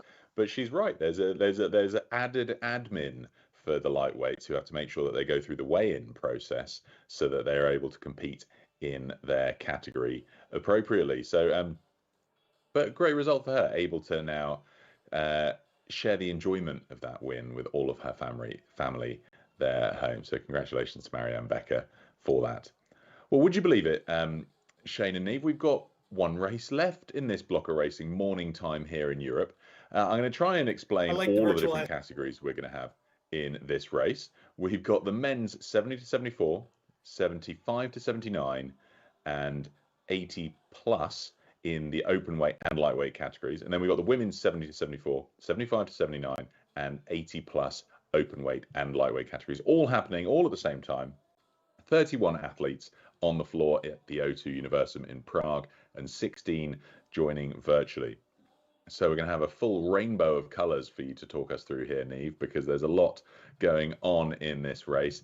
But before we come to you to tell us about some of your hot picks, Shane, it's great to see some of these athletes still in the peak performance at these later or elderly stages of life, able to compete, particularly in a 500-meter sprint. It just goes to show that on this machine, the risk and reward have a wonderful relationship. The reward can be quite high. The risk is quite low. We take away things like having to worry about if there's any kind of a fall risk, and that goes for young or old. I mean, we just make this machine so accessible to people because of that. It makes that anybody, as they get older, can use this machine for training, for strength, for endurance. And yeah, like you said, to the 500 meter, which is a power-based event, that's an opportunity to develop and display power as we get older, which, you know, frankly, is one of the more important things that we can focus on, not just our endurance. There you have it from the founder of Dark Horse Rowing, Uber guru in all things indoor training. I love the insights from Shane, and thank you for those. Now, Niamh, when we look to this next race, a few key people here that we're excited to see. There's Colin Bruce Slade, who we saw racing yesterday in the 2K. Any call-outs from you? Yeah, a few call-outs, all right, that we were seeing yesterday. We saw on screen a while ago Susan Kemp there finishing second in the 2K yesterday, finishing second last year in this 500-meter race as well. Richard Stout, of course, had a great finish in his 2K yesterday in the 70 to 74 category. We're seeing Don Vince there on screen in Canada. So everyone gearing up here to go. They're about to get that signed to go, and here we are off. Now, this is going to be a fun one for me and Shane because we have a false start. It gives us more time to prep here. There's so many colors on our screen, so many categories to try and keep track of, but we will do our best. They're challenging us here, Shane, with the last race of this block. They certainly are. Apparently, they want to know how quickly we can scroll up and down that screen and how many names we're able to read. As you can tell, as we go through this, Niamh and I we're trying our best to keep track of the top 3 athletes in every category. But when you have this many categories, I mean, it feels like we're just kind of reading down the list of names on the page because there are so many categories here. But hey, that's what makes this so fun. Not to mention, when you bring in categories that may have smaller amounts of athletes together and put them all in person, put them all going at the same time, it really increases the enjoyment for the athletes, for the crowd, for everybody to be able to see and cheer on all of these events happening at the same time. It makes for a really nice format of being able to balance out smaller category sizes with the number of athletes that are there and competing, and being able to make it feel as if it's a bigger playing field, I guess. Absolutely. We're seeing Douglas McPherson here. You can see himself on the screen there all the way in Canada. So lots of great shots here. Everyone is gearing up again here. Everything has to be reset before we can get going again. Some of them are sitting ready. Some of them are maybe taking a second to just take a quick breath. But I think we're getting ready here to go. So we're getting the sign to stop rowing here now again. So just making sure those flywheels come to a stop. Once everyone has come to a stop, then this is where we see them picking up the handles, sitting up at that catch position ready to go. And I love to see Valerie Coleman there down the bottom left hand side of the screen here getting ready. She rode her 2K yesterday in the women's 80 plus. Here she is again for more in the 500 meters. Incredible to see this. So yeah, gearing up now for the start of this race. And an interesting note, as you're seeing all of the hybrid athletes that are sitting on screen, is that their machines, you'll notice they're machines of different colors. And I've kind of caught, as we've gone through the day, I wasn't able to call it out earlier, there are different ages of Concept 2 machines that are able to be used. And one of the things about the Concept 2 machine that makes it so usable is that you can retrofit it with current technology. So even back to one of the machines that I saw was a Model C. We're currently on the D. So we were working on a previous age of machine that had been retrofitted with current technology, and that machine is now still usable. And so that just means that anything that you have can be used for competition. It looks like our race is off. always that first 100 meters is the opportunity for things to settle down and for us to see the standings as they go. Yeah, I think the tracker is a bit slow here to update for us, but we'll get the results there in a second. Oh, it looks like there was an issue, I think, because everyone seems to be stopping rowing here in the stadium. I don't think it was a false start. It wasn't showing up, but let's see what happens. Oh, it was actually another false start. Hopefully it wasn't the same person, because you only get 2 false starts. And it will be restarted shortly. So in that situation, Shane, would you get up off the erg like we're seeing a few of these people doing and walking around, or would you prefer to kind of stay ready? That's a great question. You got to think at this point, you might as well just take a step up off the machine, do a little walkabout, even if it's just 2 steps behind the machine, turn around, come on back down and sit down. Give yourself almost a refresh of just, okay, we're back on the machine. This time, I'm sure it's going to go off, hopefully, the way that it's intended. You can see Valerie Coleman there throwing on a blanket on top of her to try and stay warm. That's a pretty smart choice there.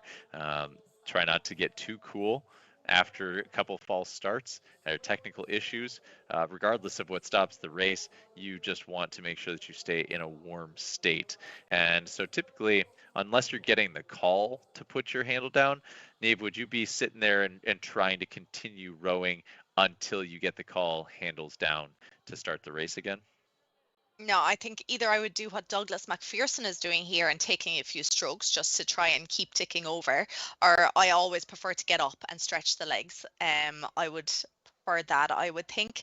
I do know, I totally get why some people will just sit there ready to go, because obviously you're afraid that, particularly if you're virtual, that you might miss something, and you don't want to do that. Of course, in the stadium, I suppose you have that.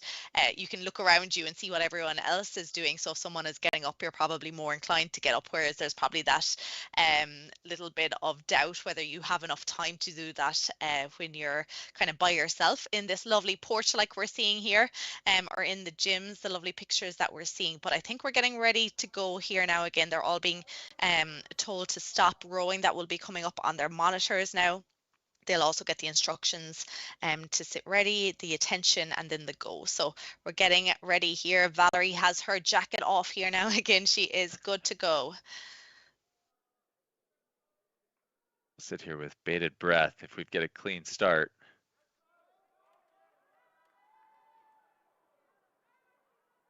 Looking good, I think. I think you're right there. All right, it looks like our race may be off.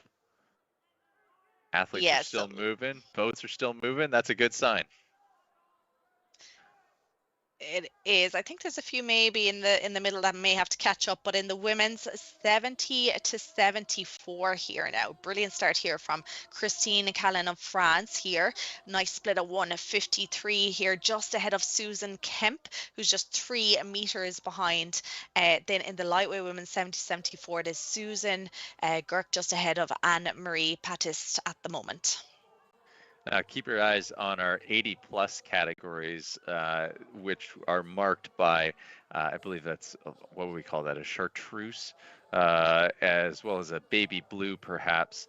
Those are some amazing categories to keep your eyes on, which are 80 plus, our lightweight women 80 plus, and our men's 80 plus. Looks like many of our athletes crossing over the 250 mark here. If we look at our lightweight women 70 to 74, Susan Gierke sitting in first place position, holding a 1:55 split behind her, Anne-Marie Patist.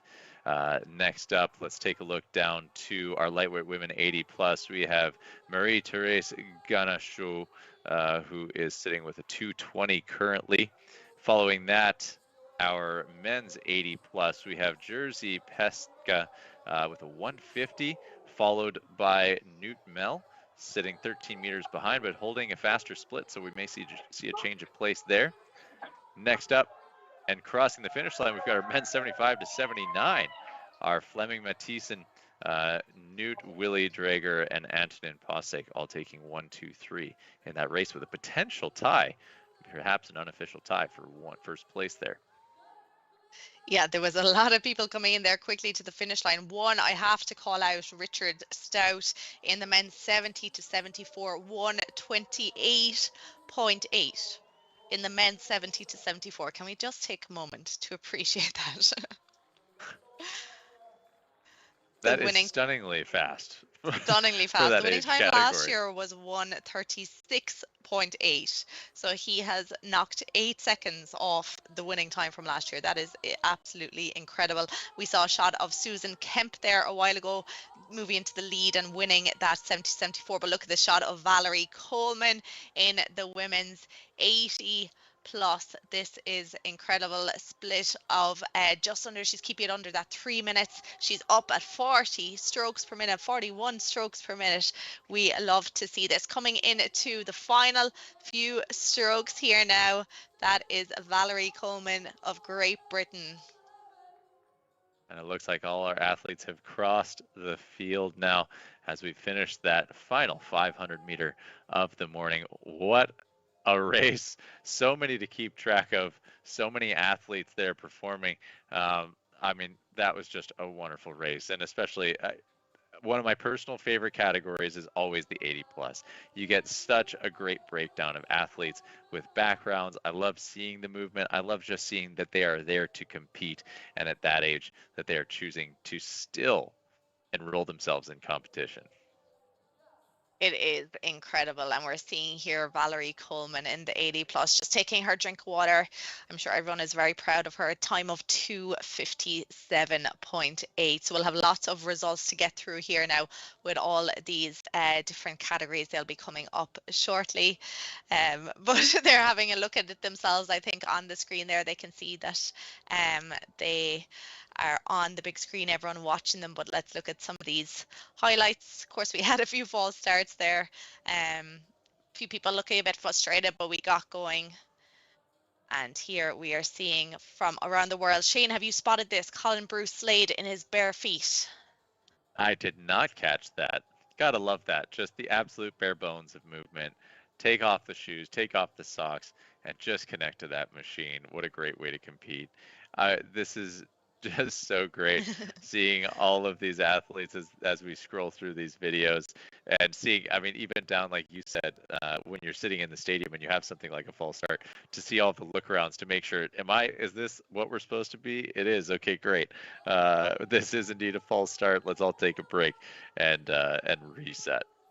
Now, as we're starting to see our results come through, our men's 75 to 79, we have Knut Willy Drager with a 145.2, followed by Flemming Mathisen. Looks like that's a tie for first place. That's an unofficial result, of course, followed in third by Antonin Posick with a 145.8. Next up, we have the men's 70 to 74. What a time. Richard Stout, 128.8. Incredible stuff. Jorma Hatanen then 137.6 and Raman Sturk 139.8.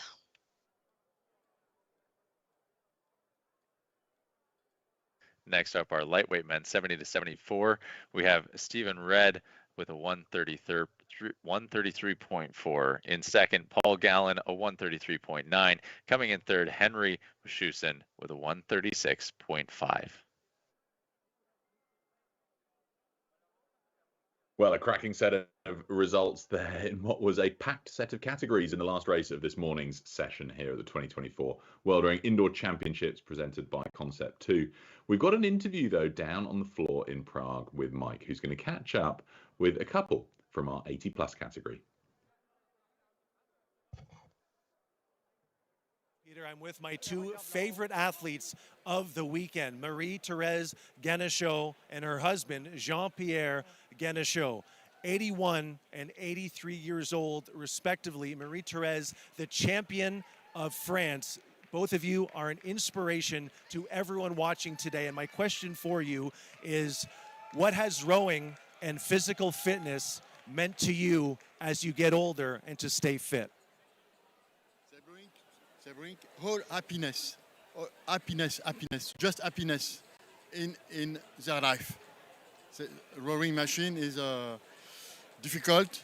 They worked since 20 years now, and they did 2 days per week for rowing machine, and they bring a very happiness, a lot of happiness for them.